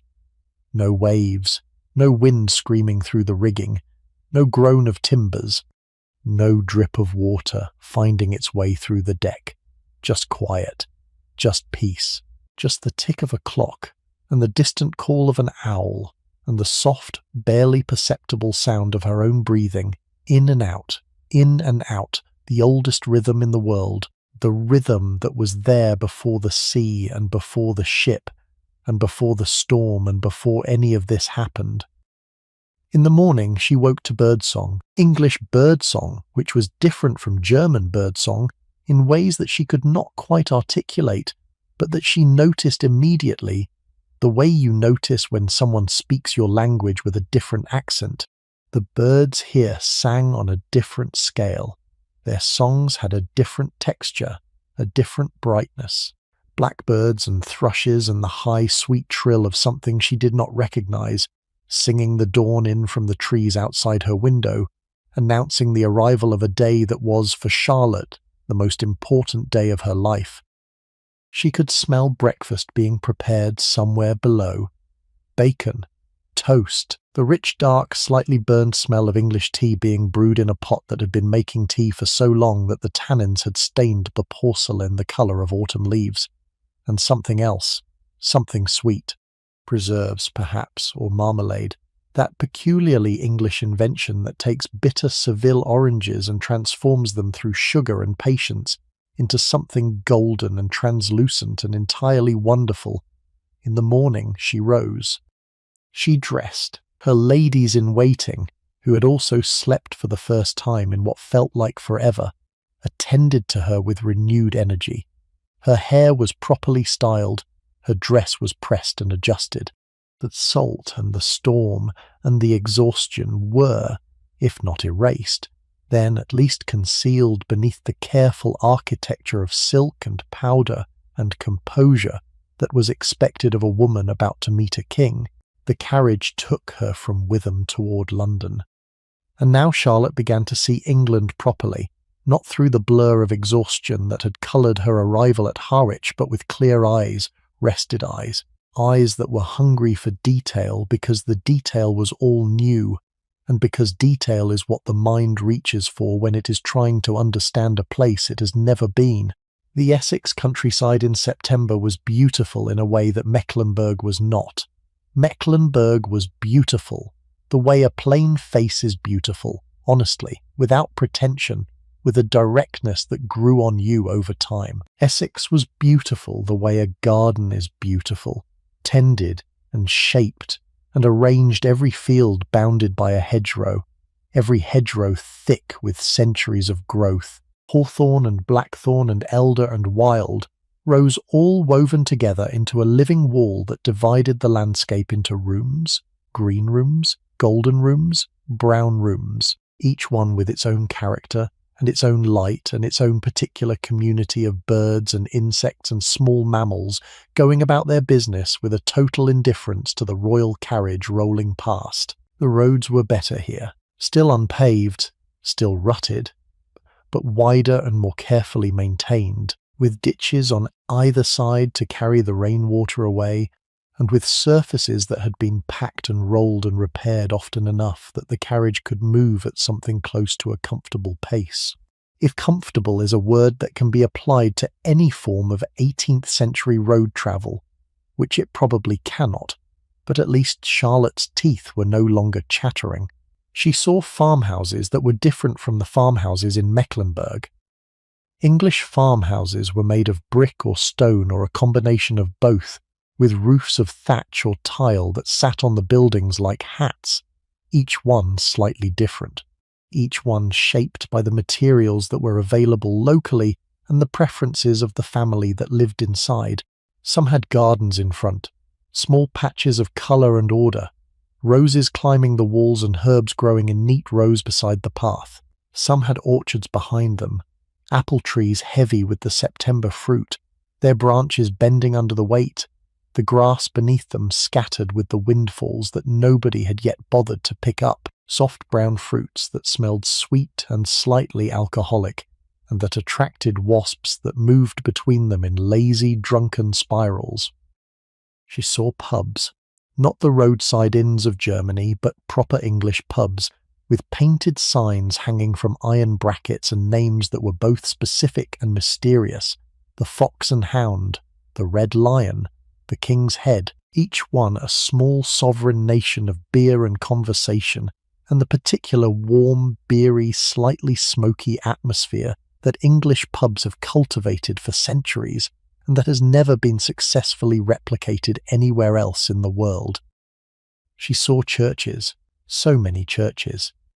A steeple in every village, sometimes 2 grey stone towers rising above the trees with an understated persistence that said something important about the English character, which was that they did not build their churches to impress God, but to accommodate him, the way you might add an extra room to your house for a relative who was going to be staying indefinitely. And she saw people, English people going about their English lives. A blacksmith in his forge, the orange glow of the fire visible through the open door, the ring of hammer on anvil carrying across the road like a bell, a woman hanging laundry on a line between 2 posts, the white sheets catching the wind and billowing outward like sails. And Charlotte thought of the ship and the sails and the storm, and felt something turn over in her stomach that was not seasickness, but memory, the particular physical jolt that the body produces when the mind encounters something that reminds it of what it has survived. A group of children playing on a village green, running and shouting and tumbling in the grass with the abandoned energy that children have when they are not being watched by anyone who is counting. And Charlotte, who was 23 days removed from her own childhood, watched them and felt old. Not old in years, old in distance, old in the number of worlds she had travelled through since the last time she had done anything as simple and as joyful as running across a field for no reason at all. The Essex countryside gave way to the edges of the city, the gradual thickening of houses and traffic and humanity that announced, like an orchestra warming up before a concert, that something enormous was about to happen. The carriage moved through Essex and into London.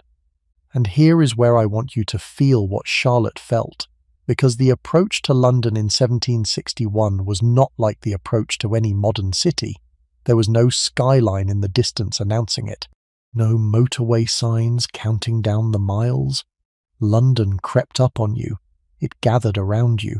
The countryside gave way to villages, and the villages gave way to market towns with wider streets and more traffic, and the first tentative signs of urban density: an extra house here, a new shop there, a coach inn with a yard full of horses, and the particular busy, slightly frantic energy of a place that exists to serve travellers. And then the towns grew closer together. The gaps between them shrank. The fields that had separated one settlement from the next became narrower, then became gardens, then became backyards, then disappeared entirely, swallowed by the advancing tide of brick and timber, and the relentless human need to build one more house, one more shop, one more warehouse, one more something, until there were no gaps left, and the towns had merged into the vast, sprawling, magnificent, terrifying organism that was London in 1761, the largest city in Europe, a city of nearly 1 million people, which was a number so large that it was essentially meaningless to a girl from a town where a crowd meant 30 people in the market square.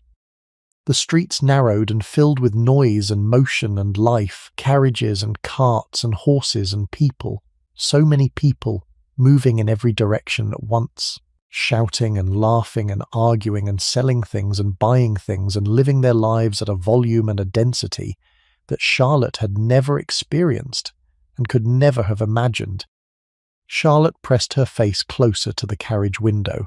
The glass was imperfect, slightly wavy, and it distorted the view just enough to make everything look like it was underwater, which was appropriate, because London in 1761 moved like a current, a vast, powerful Unstoppable flow of people and vehicles and animals all surging in the same general direction through streets that were never quite wide enough to contain them.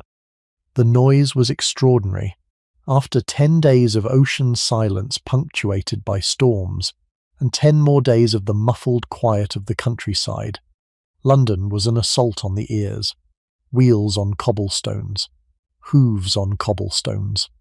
The shouts of drovers and the curses of carters and the cries of street vendors selling everything from hot chestnuts to second-hand wigs to the morning's news printed on broadsheets still damp with ink, dogs barking, children shrieking. Somewhere in the distance, a church bell, and closer, the clang of a blacksmith, and the rattle of chains, and the particular sustained roar that a city of nearly 1 million people produces simply by existing, a sound so large and so constant that it ceased to be a sound at all and became instead a vibration, a frequency, a physical pressure against the skin. The smell of London hit you before the sight of it did. Coal smoke, thick and acrid and everywhere, pouring from tens of thousands of chimneys and settling over the city in a haze that never quite lifted. Beneath the smoke, the smell of the Thames, which in 1761 was an open sewer as much as it was a river, carrying the waste of 1 million people toward the sea, with a stench that visitors described as powerful enough to make the eyes water. And beneath that, or woven through it, the smells of industry and commerce and humanity living at close quarters, the smell of tanneries and breweries and slaughterhouses and fishmongers, and the particular warm, yeasty, slightly sour smell of human bodies that have been working hard in clothes that are washed less often than modern sensibilities would prefer.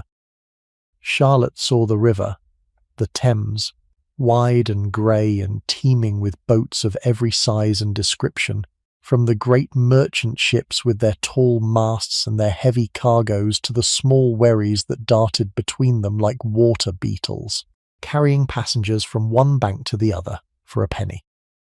The river was the heart of London. Everything came through it. Wool from the Cotswolds, coal from Newcastle, tea from China, silk from India, sugar from the Caribbean, and sewage, of course, the inevitable byproduct of 1 million people living upstream, flowing past with a slowness that was almost dignified, as though the Thames had accepted its role as both highway and sewer, and had decided to do both jobs with the same unhurried English pragmatism. Holtef.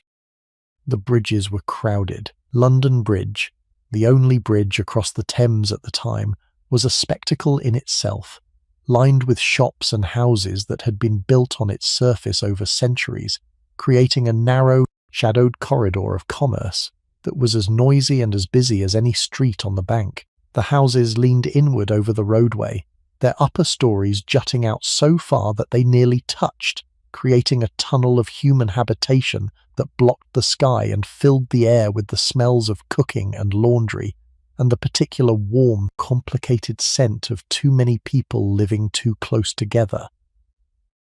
Charlotte's carriage moved through this, through the noise and the smoke and the smell and the life of it, through streets so narrow that the buildings on either side seemed to lean toward each other like old friends sharing a secret, past churches and coffee houses and bookshops and alehouses, past street vendors selling hot pies and roasted chestnuts and lavender bundles and all the 100 small mercies that Londoners had invented to make their loud, dirty, crowded, extraordinary city feel like home. And then the carriage turned, away from the main streets, away from the crowds, through a gate flanked by guards in red coats who stood at attention with their muskets and their brass buttons and their expressions of professional impassivity. The noise of London fell away like a curtain being dropped. The cobblestones changed to cleaner, better maintained surfaces. The buildings that lined the approach were larger and more orderly, the architecture of power rather than commerce. Brick and stone arranged with a symmetry that said important things happen here, and the people who do them prefer their surroundings to reflect that importance. The carriage rolled into a courtyard. Clean stone swept surfaces, The echo of hooves bouncing off the walls of the surrounding buildings with a clarity that suggested the courtyard was designed to amplify arrivals, to turn the simple act of pulling up in a carriage into something ceremonial. Footmen appeared. Men in livery so immaculate it looked like it had been pressed 5 minutes ago, which it probably had. They moved to the carriage door with a choreographed smoothness that spoke of hours of practice and a genuine terror of doing anything in front of the king's intended bride that might be reported as clumsy. That Charlotte was at St. James's Palace. The end of the journey. She had travelled by carriage and by ship and by rowboat and by carriage again. She had crossed a sea that had tried to kill her. She had slept in inns where the pillows were flat and the windows did not close, and in a stranger's house where the silence was so deep it woke her in the night. She had eaten ship's biscuit and salt beef and bread that turned green and wine that was the only colour in a grey world. She had played a harpsichord in a storm. She had watched her country disappear behind her and a new country appear ahead of her, and now she was here, tired and salt-stained and 23 days older than the girl who had stood in the chapel at Miro and married a man who was not there. The carriage door opened. Charlotte stepped out. St. James's Palace, not the grandest of the royal residences, not then and not now, but solid and red-bricked and serious in the way that English institutions are serious, with a weight that comes not from ornament but from duration, from the accumulated gravity of centuries of use. Charlotte stepped out of the carriage into a courtyard that smelled of horses and clean water and the particular starchy freshness of recently pressed livery. Servants were everywhere. People in elaborate clothes were gathering in hallways and anterooms. Candles were being lit by the dozen, by the hundred, filling the corridors with a warm, unsteady glow that made everything look golden and slightly unreal. And there, somewhere in that palace, waiting for her, was George.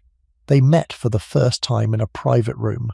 I want you to picture this moment because I think it might be the most human moment in this entire story. Two young people. She is 17. He is 22. They have never spoken. They have never been in the same room. They know nothing about each other except what has been reported by intermediaries, which is to say they know the official version, the curated version, the version that has been polished and shaped and approved by people whose job it is to make sure that reality does not interfere with diplomacy. Charlotte entered the room and saw George for the first time.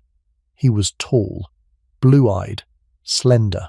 By the standards of the Hanoverian kings who came before him, he was remarkably handsome, largely because the bar set by his predecessors was not what anyone would call high. George I had been dour and German. George II had been short and irritable. George III looked like a king in the way that people wanted kings to look. There was a steadiness in his face, a seriousness that was not unkind. He looked like someone you could trust, if not someone you would necessarily find thrilling at a dinner party. George looked at Charlotte and saw a girl who was not beautiful. That is the honest truth, and there is no point pretending otherwise. But what he also saw, and this is the part that matters, was someone. Not a portrait on a miniature, not a name on a list, a person, a real, breathing, salt-stained, exhausted, remarkable person who had crossed a sea in a storm to be here, and who was standing in front of him with bright eyes and a straight spine and a composure that was, under the circumstances, nothing short of astonishing. Charlotte curtsied, the deep, formal curtsy that she had been practicing since she was old enough to stand on 2 feet, the curtsy that says, "I acknowledge your authority and I offer my respect, and I am doing this because it is expected, but also because I mean it." George bowed, not the casual nod that passed for a bow in informal settings, but a proper, full bow, the kind that a king gives when he wants to say, "I see you and I honour you and I am," despite everything, a little bit nervous. Words were exchanged. Polite words, formal words, the kind of words that people use when the moment is too big for language to hold properly. Charlotte's English was still fragile. newly learned phrases balanced on her tongue like dishes on a shelf, and she spoke carefully, each word placed with the deliberation of someone who is not yet sure of the grammar and who is terrified of saying the wrong thing. George responded in French, because he spoke it well, and because he sensed, with a sensitivity that his later reputation does not prepare you for, that she would be more comfortable in a language she knew. And Charlotte felt something ease inside her at the sound of French, her first language of education, the language of her lessons and her books and her conversations with her mother. It was like hearing a door open in a strange house and recognizing the room beyond it. And somewhere in that exchange, something happened that nobody had planned for, and nobody had predicted, and nobody quite knew what to do with.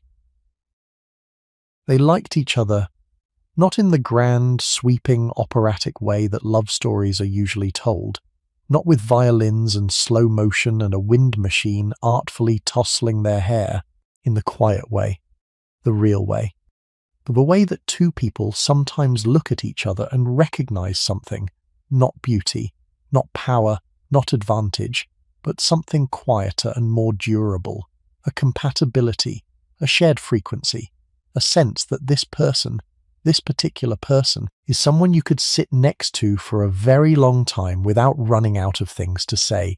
There are accounts from people who were present at that first meeting, courtiers and attendants, and the various professional witnesses whose job it was to observe and report, and what they recorded was surprise, genuine surprise, because arranged royal marriages were not supposed to produce affection. They were business transactions dressed in silk. They were alliances sealed with a kiss. The bride and groom were expected to tolerate each other, to produce heirs, and to conduct their private lives with whatever discreet arrangements they preferred. Love was not part of the contract. It was not expected. It was, frankly, considered slightly embarrassing, like a banker who becomes emotionally attached to his ledger. And yet, George and Charlotte looked at each other and something clicked. Something settled into place like a key finding a lock it was made for. And the marriage that everyone expected to be functional became, against all odds and all precedent, something very close to happy. They were married that evening. The 8th of September, 1761, a date that Charlotte would carry in her memory for the rest of her life, alongside the date of her birth and the dates of her children's births and the date, many years later, when the light went out of George's eyes and did not come back. Some dates are just numbers. Others are hinges. This was a hinge. The ceremony took place in the Chapel Royal at St. James's Palace. It began at 9 o'clock at night, which seems extraordinary to us, but was not unusual for the period, when important events were often held in the evening, because candlelight was more flattering and more dramatic, and gave everyone an excuse to dress up. And the candlelight in the Chapel Royal that night was extraordinary. Hundreds of candles, perhaps thousands, arranged in banks and tiers and clusters that filled the small chapel with a golden, unsteady radiance that made everything it touched look slightly dreamlike, slightly unreal, as though the ceremony were happening not in the ordinary world, but in a painting of the ordinary world, a version of reality that had been softened and warmed and made more beautiful by the artist's hand. The guests were the most powerful people in England, peers of the realm in their robes of state, heavy velvet and ermine, that must have been sweltering in the candlelit warmth of the chapel. Peeresses in gowns of silk and satin, their jewels catching the light and scattering it in tiny explosions of colour that moved across the walls as they breathed and shifted. Bishops in their vestments, ministers in their best suits, ambassadors from foreign courts, watching with the particular careful attention of people whose job it is to assess the implications of everything for the countries they represent. And at the centre of it all, Charlotte, walking down the aisle of the Chapel Royal in a gown of white and silver that was so heavily embroidered with precious metals and gemstones that it was said to weigh nearly as much as she did. The train of the gown stretched behind her like a river of fabric, carried by attendants, who moved with the coordinated precision of people who had rehearsed this moment many times, and who knew that tripping on the Queen's train would be the kind of career-ending event that made it into the history books. Charlotte's hair was unpowdered, which was unusual for the time and which some courtiers considered scandalous, and others considered charming, and which Charlotte had insisted upon because she was, even in this most formal of moments, unwilling to pretend to be something she was not. Her dark hair was her dark hair. She would not cover it in white powder to satisfy a fashion that she found absurd. The chapel was small by the standards of coronation churches, intimate even, with stone walls and high windows, and a ceiling that seemed to gather the candlelight and hold it, the way a cupped hand holds water. Charlotte wore a gown of white and silver, so heavily embroidered that it was said to be almost too heavy to walk in. Her hair was unpowdered, which was unusual for the time, and which some courtiers considered scandalous, and others considered charming. The gown's train was carried by attendants. Diamonds sparkled at her throat and in her hair, and she walked down the aisle of the Chapel Royal, this girl from Miro, this girl from nowhere, and she married the King of England. The ceremony was conducted by the Archbishop of Canterbury. The vows were spoken in English, which Charlotte barely understood, repeating words that had been phonetically prepared for her, sounds without meaning that nevertheless carried the weight of a nation's expectations. The ring was placed on her finger, the prayers were said, the blessing was given, and when it was over, Charlotte was no longer Princess Sophia Charlotte of Mecklenburg-Strelitz. She was Queen Charlotte of Great Britain. After the wedding came a supper, a grand supper, laid out in one of the staterooms, with silver and crystal, and more food than Charlotte had ever seen in one place. Roasted meats and game pies and elaborate pastries and jellies trembling on silver platters and fruits, arranged in pyramids and wines and cordials, and all the extraordinary excess that the English court considered appropriate, for the marriage of a key. Charlotte, who had been eating ship's biscuit and salt beef for the past 10 days, sat at the head of the table and tried to eat, and tried to smile, and tried to be everything that everyone expected her to be, even though she was so tired that the candlelight was starting to blur, and the voices around her were beginning to sound like the drone of bees in her mother's garden, far away and warm and slowly, slowly fading. So here is something I want you to sit with for just a second. In the space of a single day, Charlotte had gone from a ship to a carriage to a palace to a wedding. She had travelled hundreds of miles, met her husband for the first time, married him, attended a state supper, and become Queen of England. And the next morning, when she woke up in a bed that was not her bed in a room in a country that was not her country, the first thing she would have heard was the sound of London outside the window, the rattle of carts and the clatter of hooves, and the distant shouts of street vendors beginning their day, a symphony of urban life, so different from the silence of Miro that it must have felt like waking up inside someone else's dream. But Charlotte did not have the luxury of bewilderment, because the machinery of the court did not pause for a new queen to catch her breath. There were people to meet, protocols to learn, hands to shake, and curtsies to receive, and names to remember, hundreds of names, an avalanche of lords and ladies and ministers and servants and functionaries, each one expecting to be recognized and acknowledged and placed correctly in the elaborate hierarchy that governed every interaction at the English court. Charlotte memorized them, patiently, methodically, with a determination that was frankly heroic given that she was doing it in a language she had been speaking for approximately 3 weeks. She learned the rituals.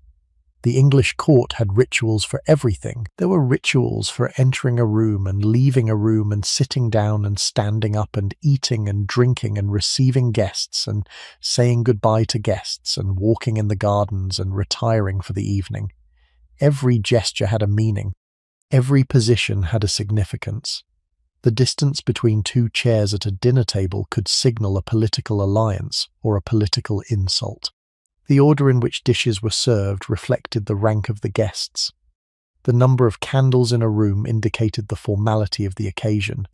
It was, in its way, a language as complex and as precise as French or German, a language of gesture and position and timing that Charlotte had to learn from scratch while simultaneously learning the actual language that the people around her were speaking. And she did it. That is the thing that continues to astonish me about Charlotte. She did it. She did all of it. Not perfectly, not without mistakes. There are accounts of small stumbles in those first weeks, a wrong word here, a misread signal there, the inevitable awkwardnesses that come with being new to any environment, let alone one as complex and as unforgiving as the English court. But she recovered from each one with a grace that won her allies, because the English, for all their love of protocol, also love someone who tries hard and does not make excuses. And Charlotte was clearly trying as hard as any human being could try. The coronation came 2 weeks later, on the 22nd of September 1761, at Westminster Abbey, and if the wedding had been grand, the coronation was grandeur on a scale that Charlotte could not have imagined in her most extravagant dreams. Westminster Abbey was one of the largest and most beautiful buildings in England, a vast stone forest of columns and arches and soaring ceilings that made everyone who stood in it feel both very small and very close to something immeasurably large. The light came through stained glass windows in shafts of coloured brilliance, red and blue and gold, laying patterns on the stone floor that shifted with the passing clouds. The coronation procession from St. Blite, James's Palace to Westminster Abbey, was a spectacle that turned the streets of London into a theatre. The route was lined with soldiers in their red coats, standing at attention with their muskets at their sides, forming a scarlet corridor through which the royal party passed. Behind the soldiers, the people of London pressed against the barriers in a crowd so dense that you could not see the cobblestones beneath their feet. They had been gathering since dawn, these spectators, staking out positions along the route, bringing food and drink and children, and a determination to see the new queen that no amount of rain or waiting could diminish. And when the golden coach appeared, drawn by 8 cream-coloured horses whose harnesses jingled with enough gold to buy a house, the noise was extraordinary. A roar, a wall of sound, cheering and shouting, and the waving of hats and handkerchiefs, and the particular high-pitched shriek that crowds produce when they are excited beyond the capacity of ordinary vocalization. Charlotte sat in the coach and heard it, and felt it, the sound vibrating in her chest like a second heartbeat, and she waved, because that is what queens do. She waved and smiled and tried to take it all in, this city, these people, this life, rushing toward her at the speed of a coach, and 8. Charlotte processed into the Abbey in a gown even more elaborate than her wedding dress, cloth of gold this time, weighted with jewels that caught the light from 1,000 candles and threw it back in tiny explosions of fire. The pews were filled with the most powerful people in England, lords and ladies and bishops and generals and diplomats, all of them dressed in their finest, all of them watching this small, dark-haired girl from Germany walk down the aisle of the most important church in their country. The organ played. The choir sang. The Archbishop spoke words that echoed in the high stone vault above, words about duty and God and the sacred trust of sovereignty. She was anointed. Oil was touched to her forehead, and her hands in a gesture that had not changed in centuries, a ritual so old that its origins were lost in the distant past, when English kings were tribal chieftains who painted their faces and prayed to gods whose names have been forgotten. The crown was placed on her head, not the full monarch's crown, but the queen consort's crown, smaller and lighter but still heavy enough to make her neck ache after an hour, still bright enough to make every head in the abbey turn, and Charlotte sat on her throne, crowned Queen of England, and looked out at a sea of faces that were all looking back at her, and she was 23 days removed from a small house by a lake in northern Germany, and the sound of a harpsichord drifting through an open window. 23 days. That is how quickly a life can change. That is how short the distance is between everything you know and everything you have never imagined. 23 days ago she had been eating bread and honey at a wooden table in Miro. 23 days ago she had been walking by the lake, listening to the pine trees creak in the wind and watching the storks stand one-legged in the marshy fields. 23 days ago she had been Charlotte, just Charlotte, a girl with a harpsichord and a stack of botany books and a view of a lake and a future that was small and quiet and entirely her own. Now she was Queen Charlotte. She was wearing a crown that had been worn by queens for centuries, a circle of gold and jewels that carried the weight of all those women who had worn it before her, their hopes and their sorrows and their endurance and their grief, all of it pressed against her forehead in a band of cold metal that would warm, eventually, from the heat of her skin, the way all foreign things warm eventually when you hold them close enough and long enough. I want to pause here. James's to the altar to the throne. All of it in a rush. All of it without a moment to catch her breath or feel her feelings or sit still long enough to understand what was happening to her. And I think Charlotte deserved a pause. I think she deserved a moment. Just a moment. Between the girl she had been and the queen she had become. A moment of silence, of stillness, of that particular quiet that descends when something very large has happened and the world is waiting to see what comes next. So let us give her that. Let us sit with her on her throne in Westminster Abbey, with the crown on her head and the candles burning and the organ playing and the entire nation watching, and let us give her a breath. Just one. A slow breath in and a slow breath out, and in that breath, everything she had been and everything she was about to become, all of it held in a single pair of lungs, in a single heartbeat, in a single moment of being completely, fully, terrifyingly alive. Now, let us talk about what happened next, not in the detail that the journey deserved, because tonight is about the journey, and the journey is what I want you to carry with you as you drift toward sleep. But you deserve to know what became of the girl who crossed the sea. You deserve to know that the courage was worth it. George and Charlotte settled into their life together at Buckingham House. Not Buckingham Palace, not yet. In 1761 it was still a large, comfortable red-bricked mansion that George had purchased specifically as a private residence for Charlotte. It was known informally as the Queen's House, and they chose to live in it as something close to a family rather than as a court. They ate meals together. They spent evenings together. They played music. Charlotte at the harpsichord and George listening, the candles burning low and the sounds of London fading outside the windows as the night came on. Charlotte learned English quickly, within a year, precise and expressive and often witty. She learned the court, that complex ecosystem of protocol and precedent where who sat where at dinner could determine the fate of a political career. She navigated it with a care that was remarkable for someone so young, focusing on what she could control, her household, the arts, her growing passion for botany, and the steady quiet work of being a good wife to a king who was, it became clear, a genuinely decent man. Because George was a good man. History remembers him as the king who lost America, the king who went mad. But before the illness, before the colonies, George was a conscientious, hard-working, deeply moral king who loved his wife and loved his children and who was by all accounts faithful to Charlotte throughout their marriage.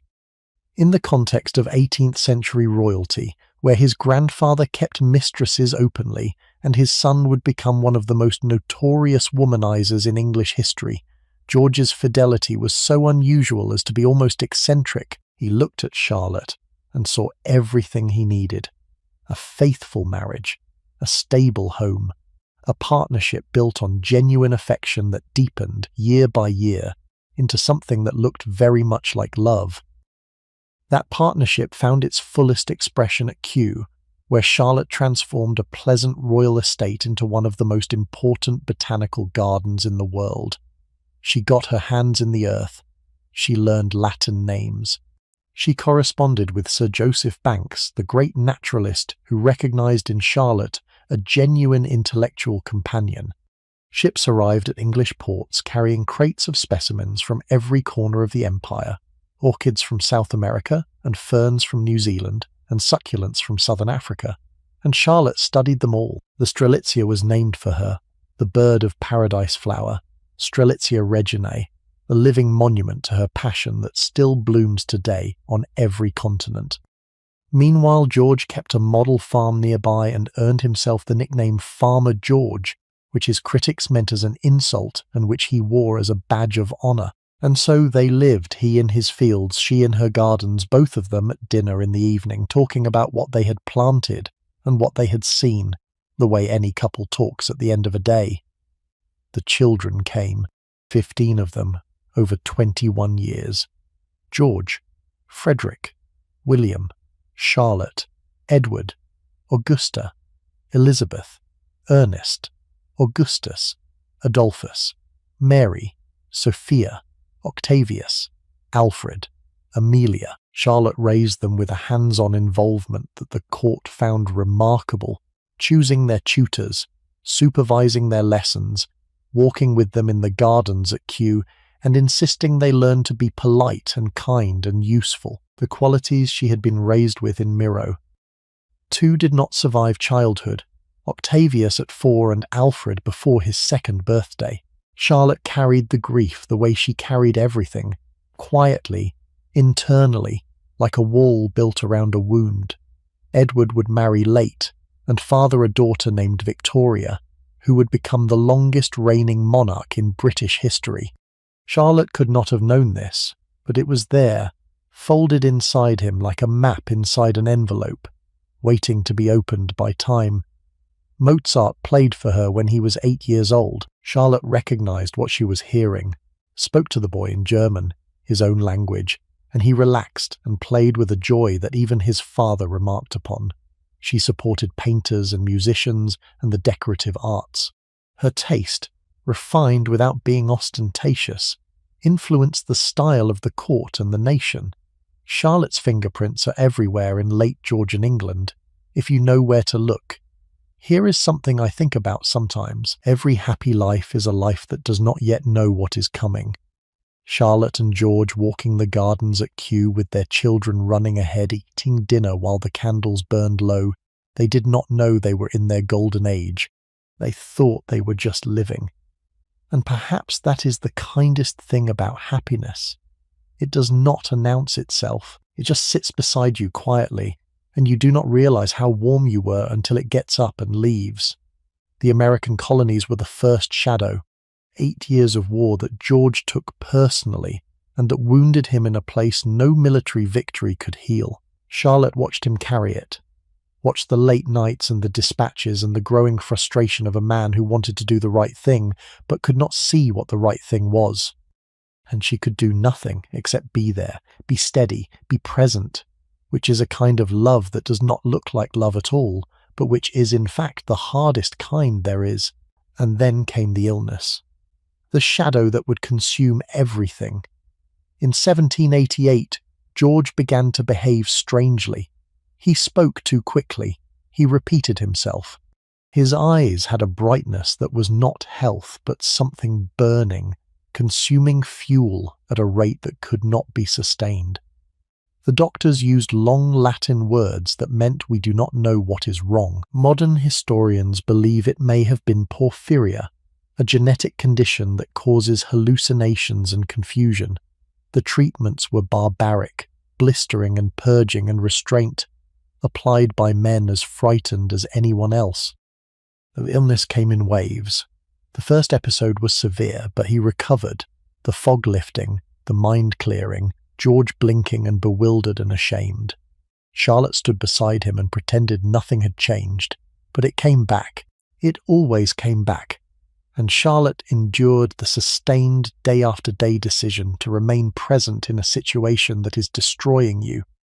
She was there when he was lucid, when he would say her name in the way that only he said it, and she would think this time he is back for good, and she was there when the clarity faded and the talking started again, the endless circular talking, and she would know the man she loved had gone somewhere she could not follow. The final decline began in 1810. George slipped into a darkness from which he never returned. He was placed in rooms at Windsor, blind and deaf, wandering in a white dressing gown, playing fragments of music on a harpsichord no one tuned, calling out for Charlotte in a voice the servants pretended not to hear. Charlotte retreated to Kew. To the gardens that had always been her sanctuary, to the glass houses where the air smelled of earth and green growth. She spent her mornings among the plants, moving slowly, touching leaves she had planted decades ago, gently, as though confirming they were still there. She wrote letters to Germany, her handwriting less steady now, the lines not quite straight. She almost never wrote about George. She died on the 17th of November, 1818, at Kew Palace, in a room overlooking the gardens she had loved. She was 74. Her son sat beside her, holding her hand. The room was quiet. The light was fading. Outside, the trees were bare and the last autumn leaves lay on the paths in drifts of brown and gold, and the air smelled of cold earth and wet stone. George was still alive, still at Windsor. He did not know she was ill. He would outlive her by 14 months, dying in January of 1820, without ever knowing that the girl who had crossed the sea for him had already made her final crossing, without him. And now I want to bring you back. I want to bring you back to the ship, because that is the image I want you to carry with you tonight. Not the crown, not the coronation, not the illness or the grief or the long, slow erosion of everything she had built. I want you to think about the girl on the ship. The 17-year-old girl sitting in a cabin that smelled of salt and wet wood and fear, while the storm raged outside and the lantern swung and the harpsichord shifted on its blankets and the whole world tilted and roared. And she played. She played because it was the only thing she could do. She played because the music was the only part of her old life that she could carry with her into the new one. She played because the harpsichord did not care that she was frightened or seasick or 17 or about to become a queen. It only cared that her fingers knew where to go. And they did. They always did. There is something in that image that I think is worth holding on to. Something about the stubbornness of beauty in the face of chaos. Something about the refusal to let the storm have the last word. Charlotte could not stop the waves. She could not calm the wind. She could not make the ship stop rolling or the future stop coming. But she could play. She could take the noise and the darkness and the fear, and she could answer it with something ordered and something beautiful and something entirely her own. And maybe that is what courage really is. Not the absence of fear. Not the dramatic gesture or the heroic stand. Maybe courage is just continuing to do the thing that makes you human, when everything around you is trying to make you small. Maybe courage is a girl at a harpsichord in a storm, making music that no one can hear, for no reason except that the music needs to exist, and she is the one who knows how to make it. Charlotte crossed the sea. She married the stranger. She became the queen. She raised 15 children and tended the gardens and endured the illness and buried the grief and lived fully and completely a life that took her from a lake in northern Germany to the throne of England and back again, not to the lake itself, but to the stillness that the lake represented, the quietness, the peace, the simple act of sitting beside water and watching the pine trees double themselves in the surface, and knowing that you are, for this moment, exactly where you are supposed to be. That is a good thought to fall asleep to. So let the room go dark now. Let whatever sounds are around you become the sounds of water, the creak of a hull, the snap of a sail, the soft, steady breath of a sleeping sea. Let the warmth of your blanket be the warmth of a cabin lit by a single lantern, rocking gently, carrying you somewhere you have never been but where you will, eventually, belong. And to know that sometimes, just sometimes, The girl on the ship makes it through the storm, and what she finds on the other side is not what she expected. It is harder and stranger and more beautiful and more painful than anything she could have imagined, but it is hers, every bit of it. The crown and the garden and the music and the grief and the love and the long quiet evenings at Kew when the light fades and the birds settle and the world holds its breath before the darkness comes. All of it. Hers. I am so grateful you were here for this one tonight. If this story moved you, if something in it made you think or wonder or feel a small quiet thing that you were not expecting, please let me know in the comments. Tell me which part surprised you most. Tell me where you are listening from right now. Tell me if you made it all the way to the end, or if Charlotte's harpsichord carried you off to sleep somewhere in the middle of the storm. Either way, I am glad you were here. And if you found your way here for the first time tonight, if this is the first story you have listened to with me, then please subscribe and stay close, because next time we are stepping through a different door entirely, a different century, a different world, a different set of human beings doing the extraordinary, ordinary work of being alive, and I think you are going to love it. Good night, friends. Sleep well, and I will see you next time.